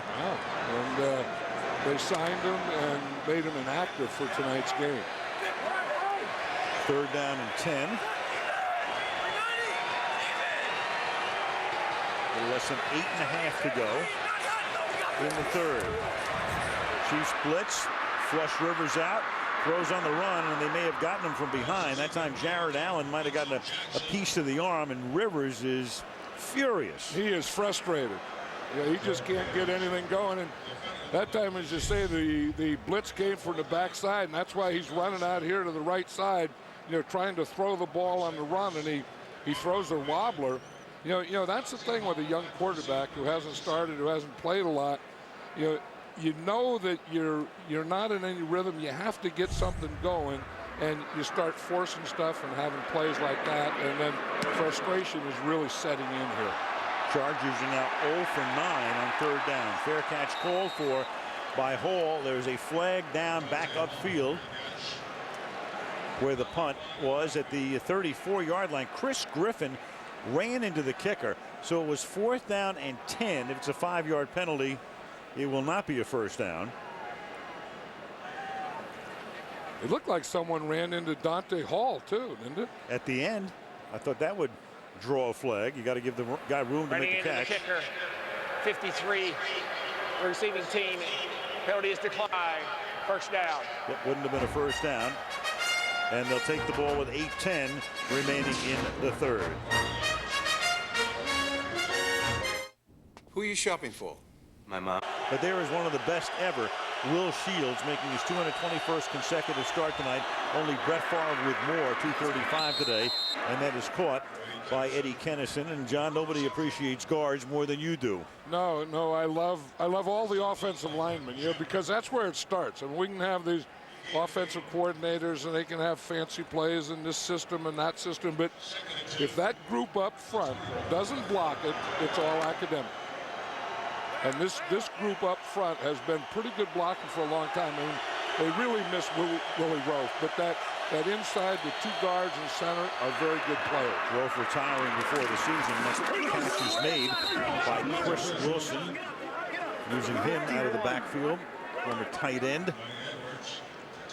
In the center, we talked about Casey Wigman is doing a pretty good job, in Jamal Williams. Remember the last time we were here, Jamal Williams was all over the place making plays. And you see that left guard, 54 there, Brian Waters. I really like him. I think he's one of the best guards in football. I know he's one of the strongest guards in football. One of the strongest guys in football. 1st and 10, 32. Johnson. They really have to keep him going here. Larry's had that one good run. This is a vital game for the Chiefs, who lost their last 2 games. They lost a killer to Cleveland 2 weeks ago, a game they should have won, and then last week to Baltimore. That's Will Shields here. The thing that the guard has to do is start on a double team and then get to that second level. Get Jamal Williams kind of stop his penetration, and then get up on the linebacker. And Larry Johnson did a pretty good job of running there, of having the patience to let Will Shields do that. Shields 11 times to Hawaii, 2nd down and 5 from the 37. Fake draw. Green buys time, and then that pass is low and caught by Chris Wilson, but short of a 1st down. He's tackled there by Quentin Jammer. The Chargers have done an excellent job with pressure all night. They've stopped the run, and then they've been able to do these types of things. And most of the pressure you expected would be from the outside, but most of the successful pressure has come from the inside. Even bringing an outside guy inside, but the free guy has been the inside guy because they're so concerned about those 2 outside rushers. On 3rd and 2, the catch is made by Dunn. He's able to pick up a 1st down. He was almost stopped shy of what would have been a 1st down. Broke out of a tackle. Bao Ju, the defensive back, couldn't bring him down. It's a 12-yard gain and a 3rd down conversion and a 1st down for Kansas City. We're talking about the Chargers offense having 2 tight ends, one a kind of a pass receiving guy and one a blocker. On this team, Tony Gonzalez is the pass receiver. Jason Dunn is the blocker. So that's a pretty good combination. You can have 2 tight ends in there. You can move Gonzalez all over and keep Jason Dunn on or around the line of scrimmage. Both in tight this time. Here's Johnson looking for room, finds some. Exploits the crease on the left side, takes the ball to the 40-yard line for a gain of 8. That's what impresses me about Larry Johnson, is the patience that he has. I mean, watch him here. You have to have patience to let the blocking develop, and he just waited just long enough for Brian Waters to get his guy, 54, to make that block there, and then he could make the cut off it. If you just hit that thing, wham, right now, there's no hole. But if you wait a little while, a hole will develop. 2nd and 2. Johnson 13 carries now for 60 yards. Green will throw to Johnson, and Larry, who catches a lot of balls, but not tonight. That's his first grab of the evening. He's tackled there by Stephen Cooper, but coming into the game, Larry Johnson had caught 33 passes this season and had averaged 11.5 yards per reception and had the best yards after the catch average in the league. And a lot of that has to do tonight with San Diego defense. Remember, Herm was telling Andrea that they were blitzing him in the first half and they were keeping him in. And the other thing they're doing, they really are blanketing him. They're not dropping. They're not going to give him any breathing room in the passing game. Steady dose of LJ to the 32-yard line he goes for a gain of 4. And I think they have to keep doing this. And when we talked about, the Chargers, they have to get Phillip Rivers going in the second half. And obviously the Kansas City Chiefs have to get Larry Johnson going. Because if you get that going, if you get your running going, then you can then you can play action pass, you can do all those other things. But if you become one-dimensional, they're just going to keep bringing that inside pressure on you. 2nd down and 6. Johnson. Larry needing 4 before that carry to get to the 1,500-yard mark. Makes it 3rd down and 1.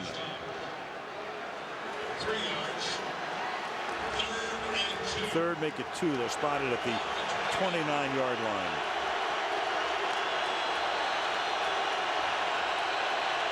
I think here you decide if you're going to go for it on 4th down, then you run it twice. If you're not going to go for it on 4th down, this becomes a passing down. Oops. And that may change everything. That's John Wellborn. Start. Number 76 to the offense. 5-yard penalty. Still 3rd down.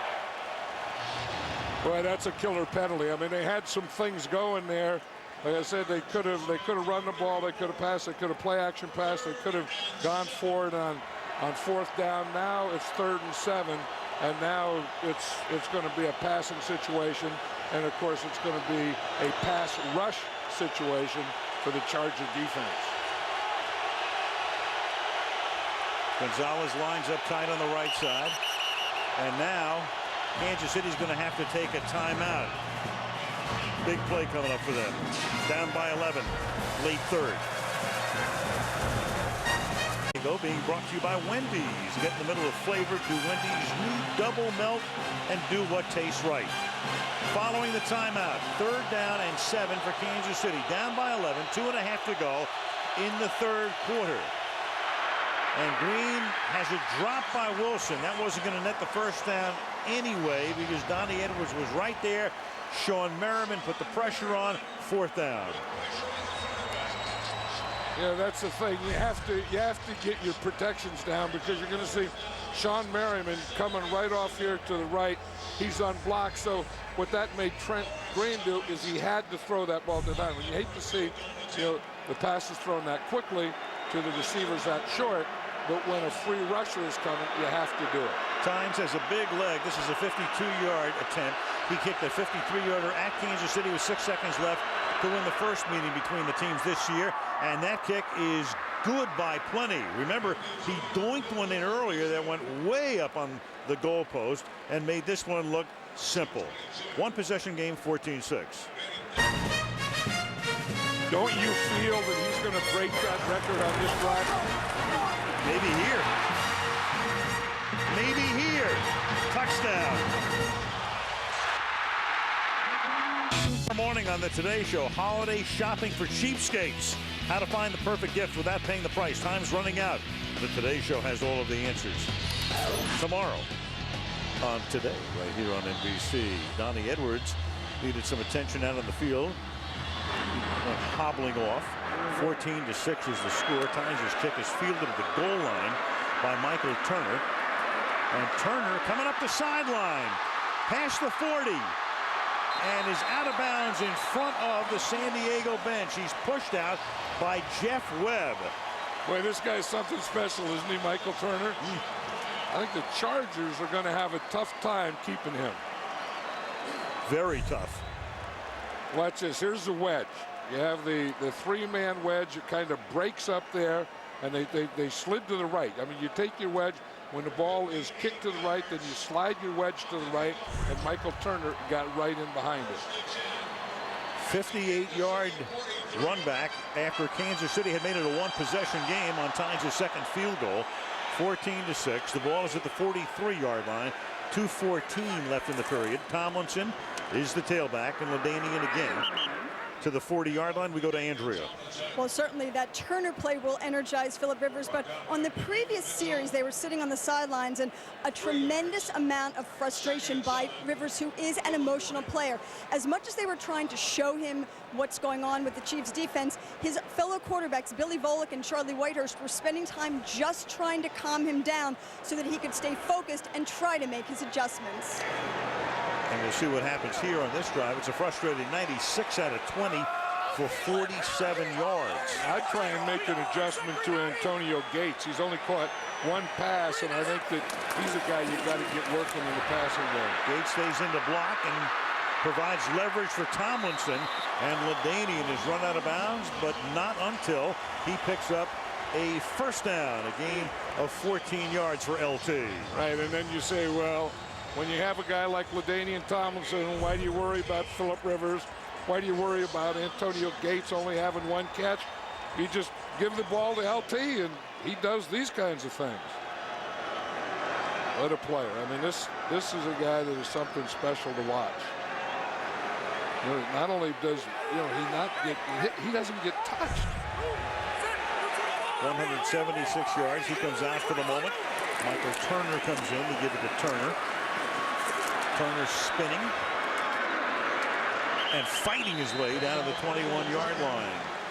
Turned a 1, maybe 2-yard gain into a 4-yard pickup. Second down and 6. Offensive linemen love that. I mean, they love the running game. They love the ISO play, you know, where the fullback leads. Lorenzo Neal, like on that one.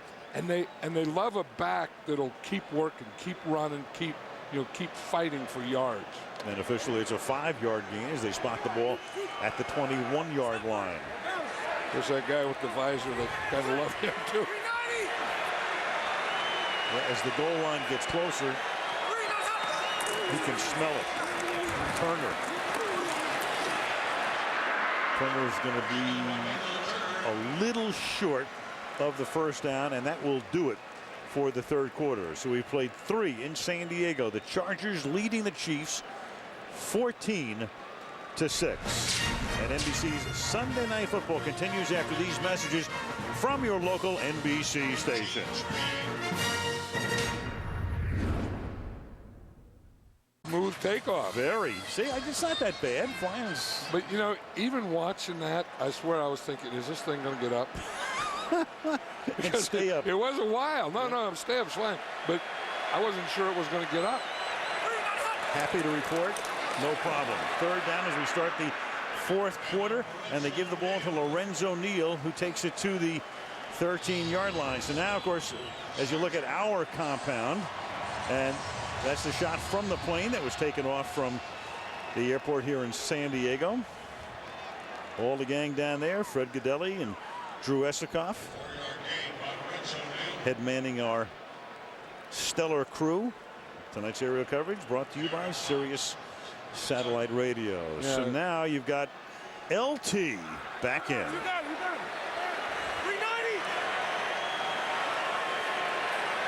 You can feel the anticipation in the crowd because of this.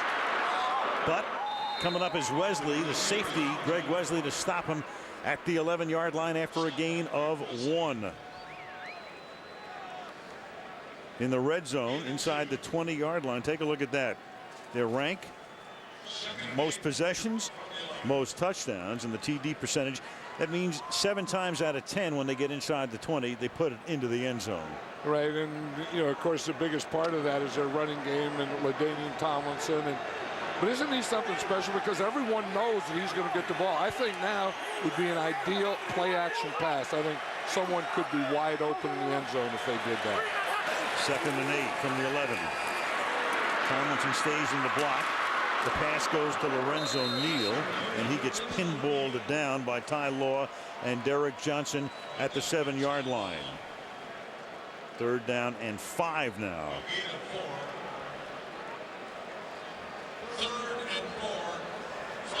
Tomlinson, 6th season out of TCU, has touched the ball 402 times in the red zone, never coughed it up. You know, now that is big, big, big. I mean, we know all the other things he does. I mean, he runs it, he catches it, he throws it, he blocks it, but he doesn't leave it on the ground. Now you've got Rivers split to the right, and you've got Tomlinson who's going to take the snap, and he slips, and that's the end of that play. Tomlinson, among other things, has thrown 6 career touchdown passes. I don't know what they had in mind there, but they had Rivers split to the right. LaDainian took the snap. but when he slipped, that ended the play. Well, you know, they did that same thing last week, and LaDainian Tomlinson just ran the ball, but it looked like it could have been an option. You see, he's back here. He's the only guy back here. Phillip Rivers is split out.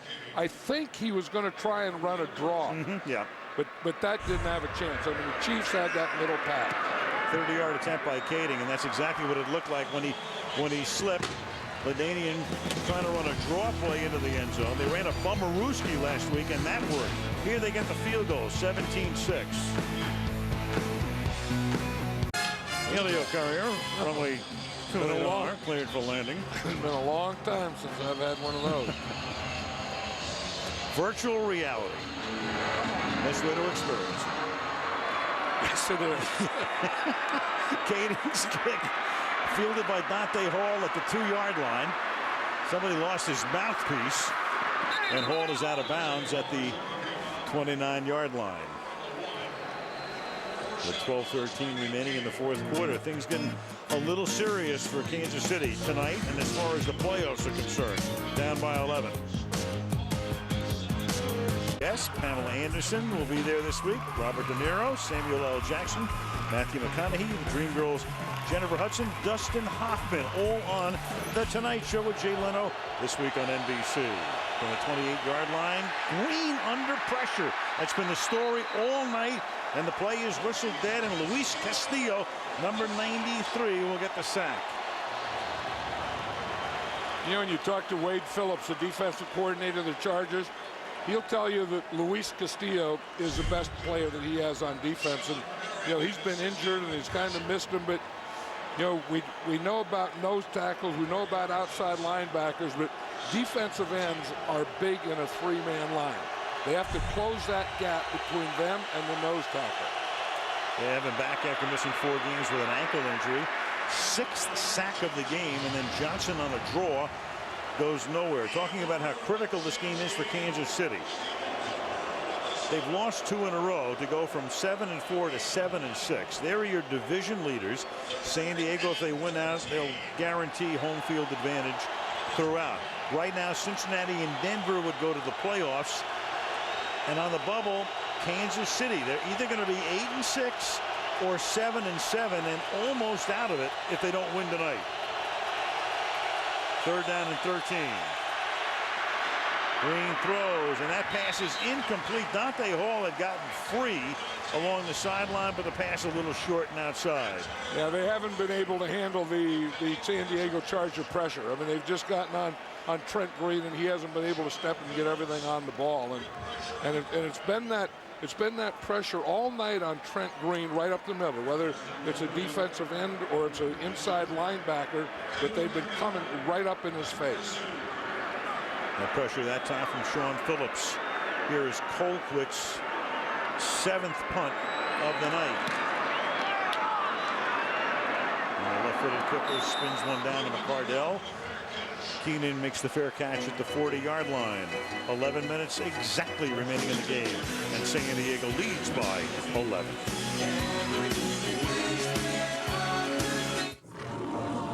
All our own destiny, so only thing that needs to be said is we're not finished yet. Stay focused. And they already have the banner. They've clinched the AFC West.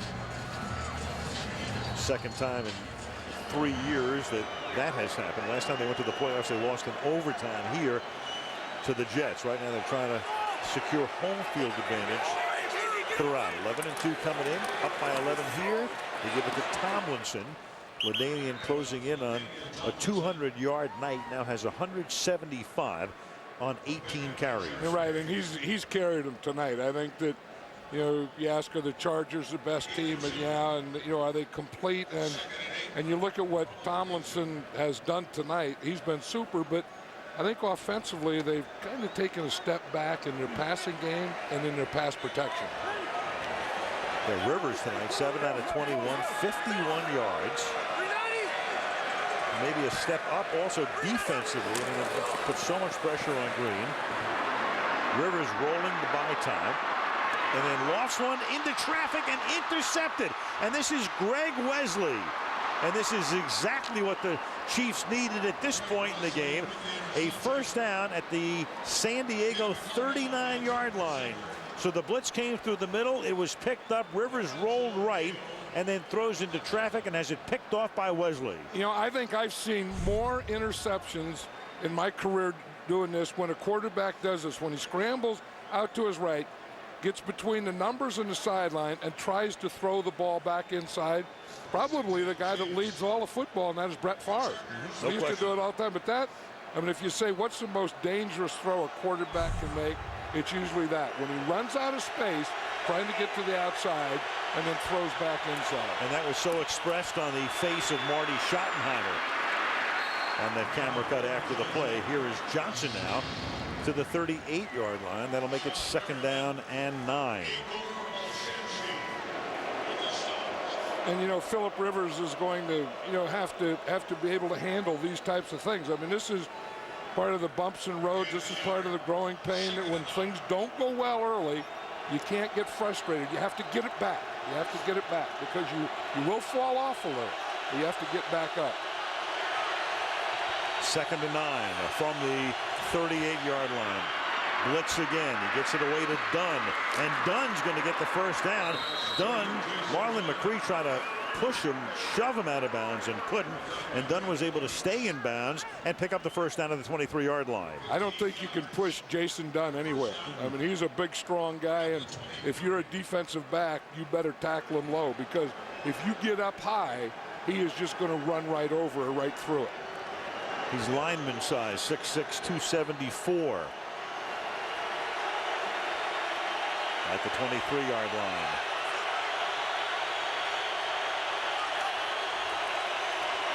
Quick flip.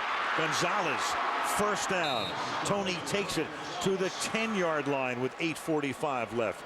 Stopped by Keel. Yeah, you have the feeling that's one of the things they have to do down here is get the ball to Tony Gonzalez, because I think the closer you get to the goal line, the more effective he is. And we know that, you know, basketball-type player, using the body, boxing out, all kinds of those things. He was effective there, and I think from here on in, he'll be equally effective. 6 catches, 53 yards, ball on the 10, first down and goal. To Larry Johnson. To the 7. 2nd down and goal. Igor Olshansky with the tackle. Taken down to 8 minutes remaining in the 4th. And don't you feel that this is a 4-down situation, that they're not thinking field goal here? And I think if you're thinking 4 down, you have to start thinking on 2nd and 3rd down. You don't wait until you get a 4th down to say, what should we do? I think you know now, and that's the way you call your plays. Unless they were so far away from the goal line, didn't get any closer, the field goal at least makes it a 1-possession game again. A little lofted pass into the arms of Johnson, and he won't go any farther than the 6-yard line. So now it'll be 3rd down and goal. Drayton Florence with the coverage. There's one thing, the Chargers have really done a good job of one, getting the pressure on Trent Green and then swarming on defense. You know, when he gets the ball out there and you form a triangle around him. You have a guy on the outside, a guy on the inside, and a guy right in his middle. That's what the Chargers did there. 3rd down and goal. Green over the middle, high tip, and Gonzalez can't make the catch.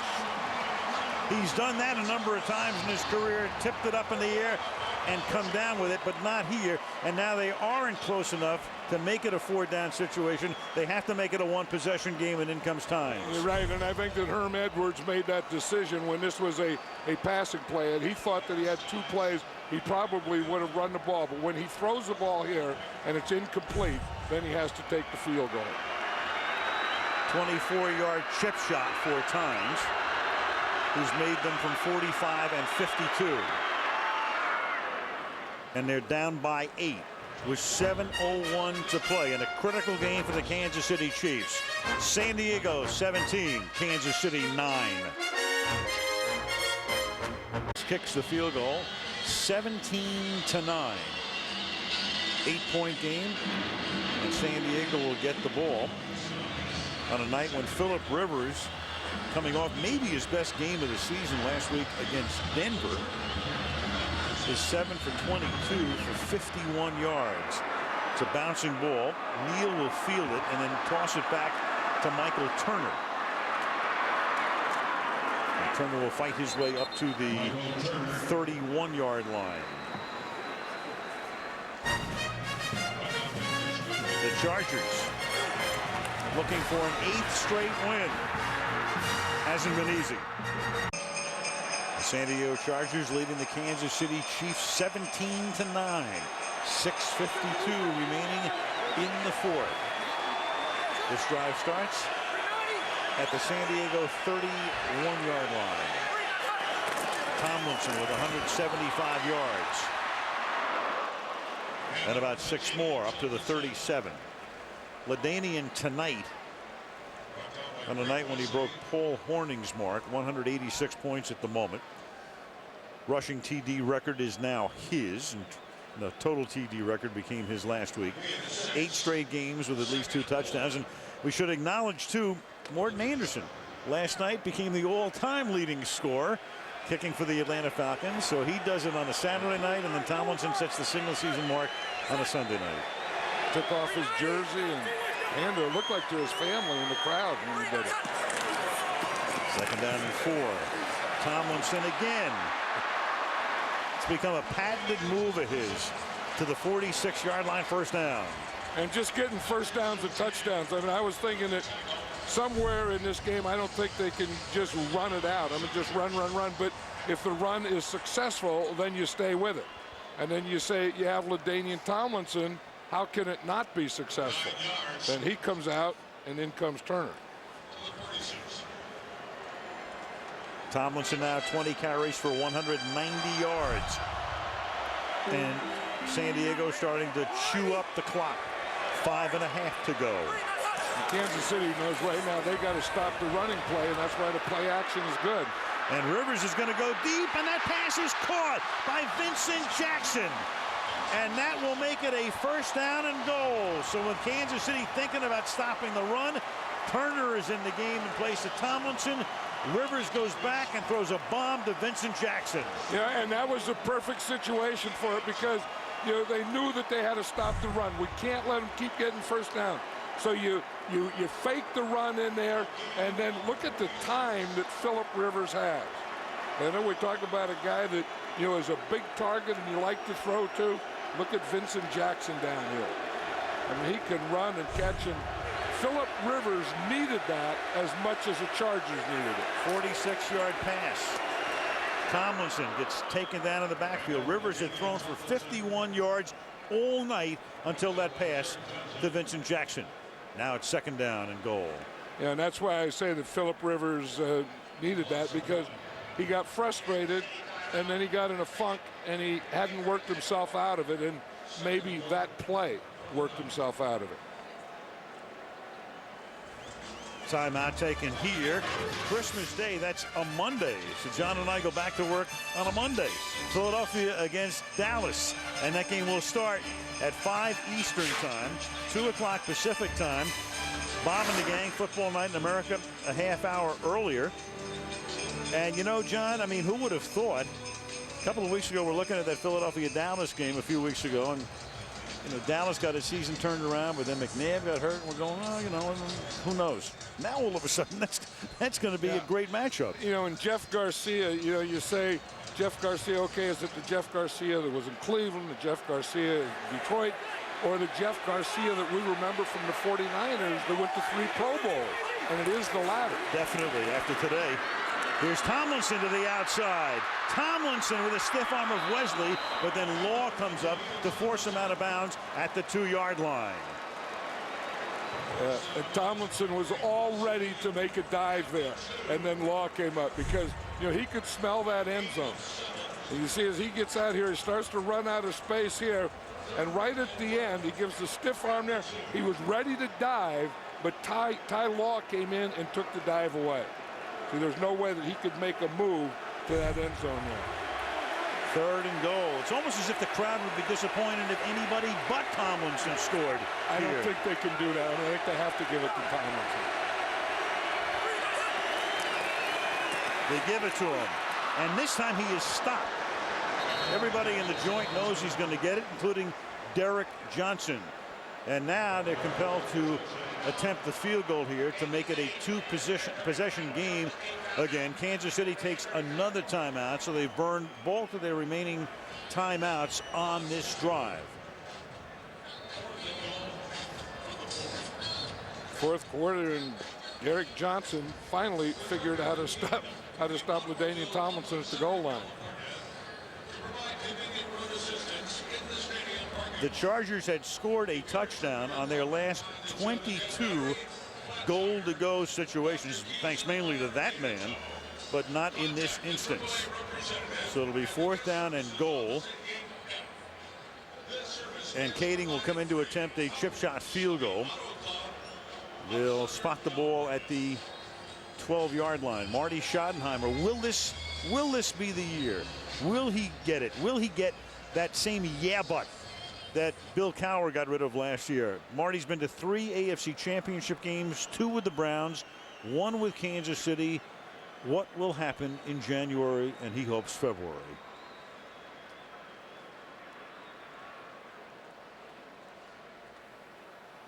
They're moving the ball. I say this. I mean, you know, whatever happens, Marty Schottenheimer's a good coach, and it's funny how, you know, they'll always put that yeah but up there, and he's been in the league so long, so many different places, and put programs together and won. He is an excellent top coach. But he's proven it in a lot of stops. Kading's field goal is good, and that makes it an 11-point game again. And Kansas City will go down the stretch here with no timeouts and the only stoppage at the 2-minute warning. And we'll check in with Andrea. Well, of course, you guys are talking about our big game on Christmas Day, Eagles at Cowboys. But all this week, you know, the story that everyone's going to be talking about is Terrell Owens spitting on Falcons cornerback D'Angelo Hall in last night's game. I spoke to Ray Anderson, the Senior Vice President of Operations for the NFL. He said, first of all, they will review it like any potential discipline case and gather all the information they can, but it's sort of an extenuating circumstance considering that Owens confessed in a public forum. On the NFL Network last night, in an interview, he admitted that he did spit on D'Angelo Hall. Now, the difference here could be that under Roger Goodell, the new commissioner, he has put an emphasis on player behavior and holding players to a higher standard. So even though there's some precedent in the past, Bill Romanowski, Sean Taylor, and fines have been involved there, don't rule out a potential suspension. They will definitely consider that regardless of what's gone on in the past, and look for something to come down within the next couple of days as they do review all of the facts. I was going to say Roger should maybe check for advice with David Stern, but David has his own fish to fry right now. I'll also tell you this, if this is the only thing we're going to talk about all week, we're sick. No, we're not. We're not talking about it. No, I mean, we have the holidays coming up. We got a great game coming up. We got you know the Cowboys and the Eagles. If we're going to talk about T.O. spitting, what the heck have we come to? Spitting into the wind. Right.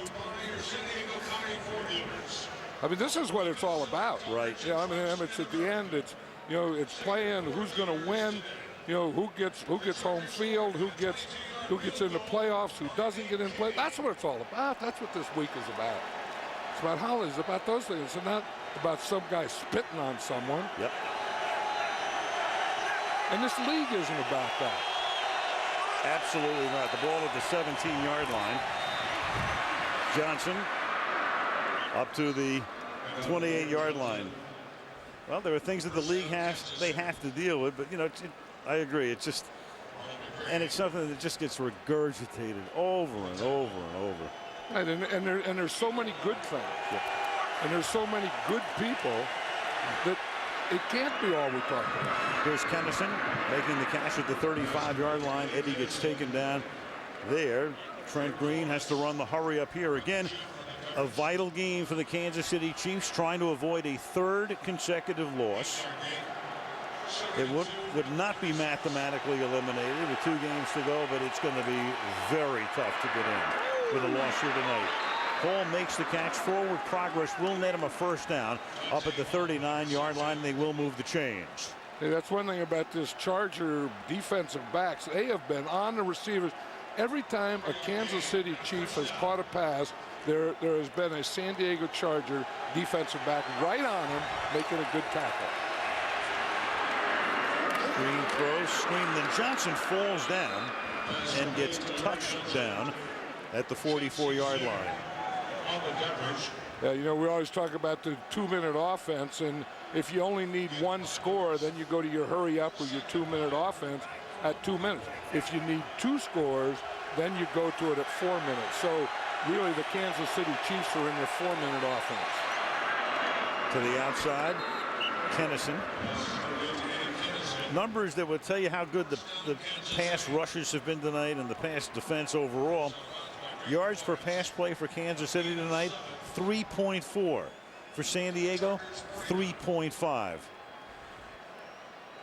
League average would be somewhere between probably 7.5 and 8. No, and that's the thing. I think, you know, it's a combination of the rush, making them throw before they want to, and then a very, very good tackling.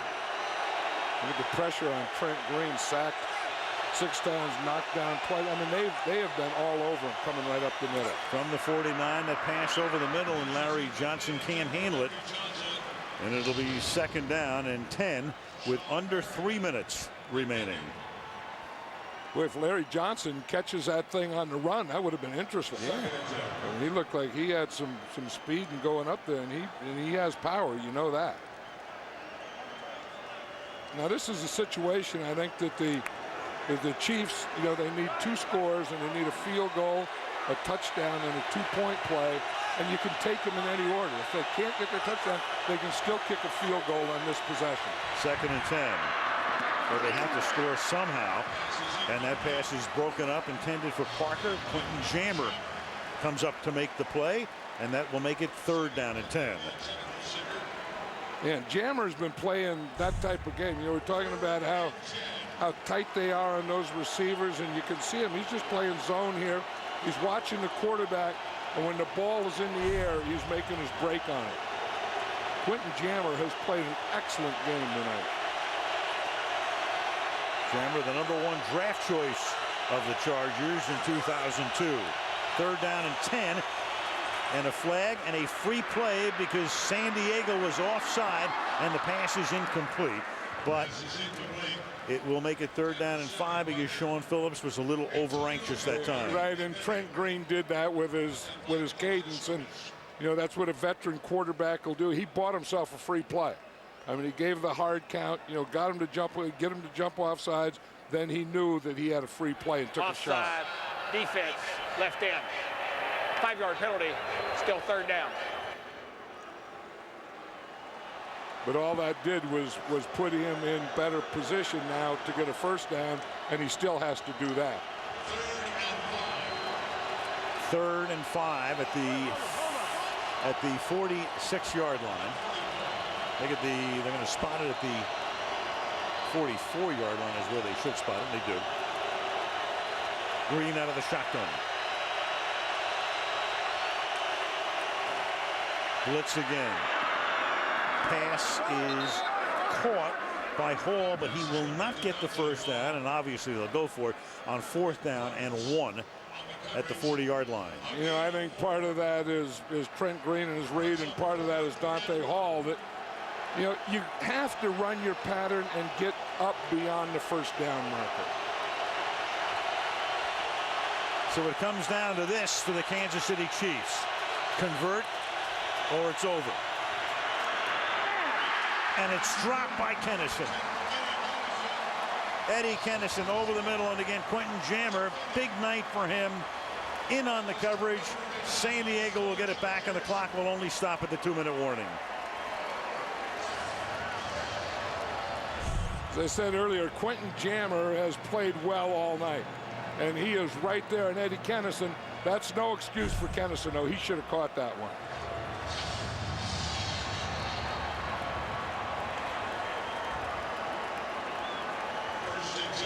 Yeah, I was thinking when there was a possibility of a 2-point play, and we talked about Lamar Hunt tonight and how much we miss him. He was the father of the 2-point play. And you say, you know, what else that he did? It was, you know, we had the 2-point play in the American Football League, And then Lamar, kept bringing it up to get it in the National Football League, and he kept fighting that fight every year, and he finally got it in the NFL. And it's made a big difference. It's made it a lot more fun, and it's made the strategy much more interesting. From the 39-yard line, they give it to Tomlinson, and that'll take us to the 2-minute warning. They can't run the clock out, but Kansas City would still need 2 scores. San Diego on the cusp of an 8-game winning streak and a 12-2 record. 20-9 over the Chiefs. Well, the Redskins done beat them Saints today. Right. But they still won the NFC South because Carolina lost. And we'll take a look at the NFC playoff picture right now. Chicago has clinched home field. So the road to the Super Bowl, at least on the NFC side, goes through Soldier Field. Right now, New Orleans would still be the 2 seed. Dallas 9-5, and New Orleans won the head-to-head battle. Seattle 4th. And the wild cards would be Philadelphia and still the Giants at 7-7. But right on the edge are the others here. Atlanta's also 7-7. Minnesota, Carolina, St. Louis, Green Bay, and San Francisco outside shots. What happened if Philadelphia? What would happen if Philadelphia were to beat the Cowboys? If they beat them next week, they would be the #1 team in the division. That's Tomlinson now, because they would have beaten Dallas twice. So their records would be the same if Philly wins on Christmas Day. But Philly would have the advantage because of the 2 head-to-head wins, at least going into the final games of the season. And Tomlinson coming out with 199 on a 3rd down and 5. He's had 4 200-yard games in his career. The only player with more would have been O.J. Simpson, who had 6 200-yard games, and that's the reason he's come out. Yeah, there's something on his jaw, that bone that comes down from your ear to your down. That's what they're checking.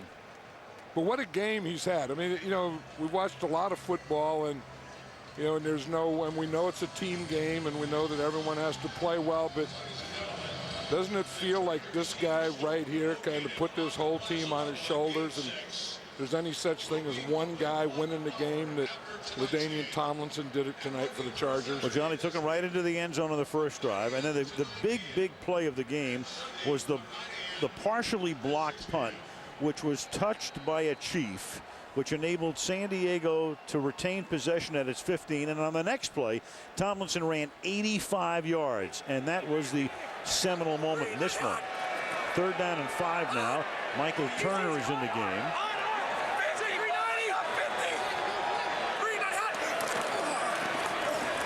And Turner will get the 1st down, and that will take us to the end of the game after one more play.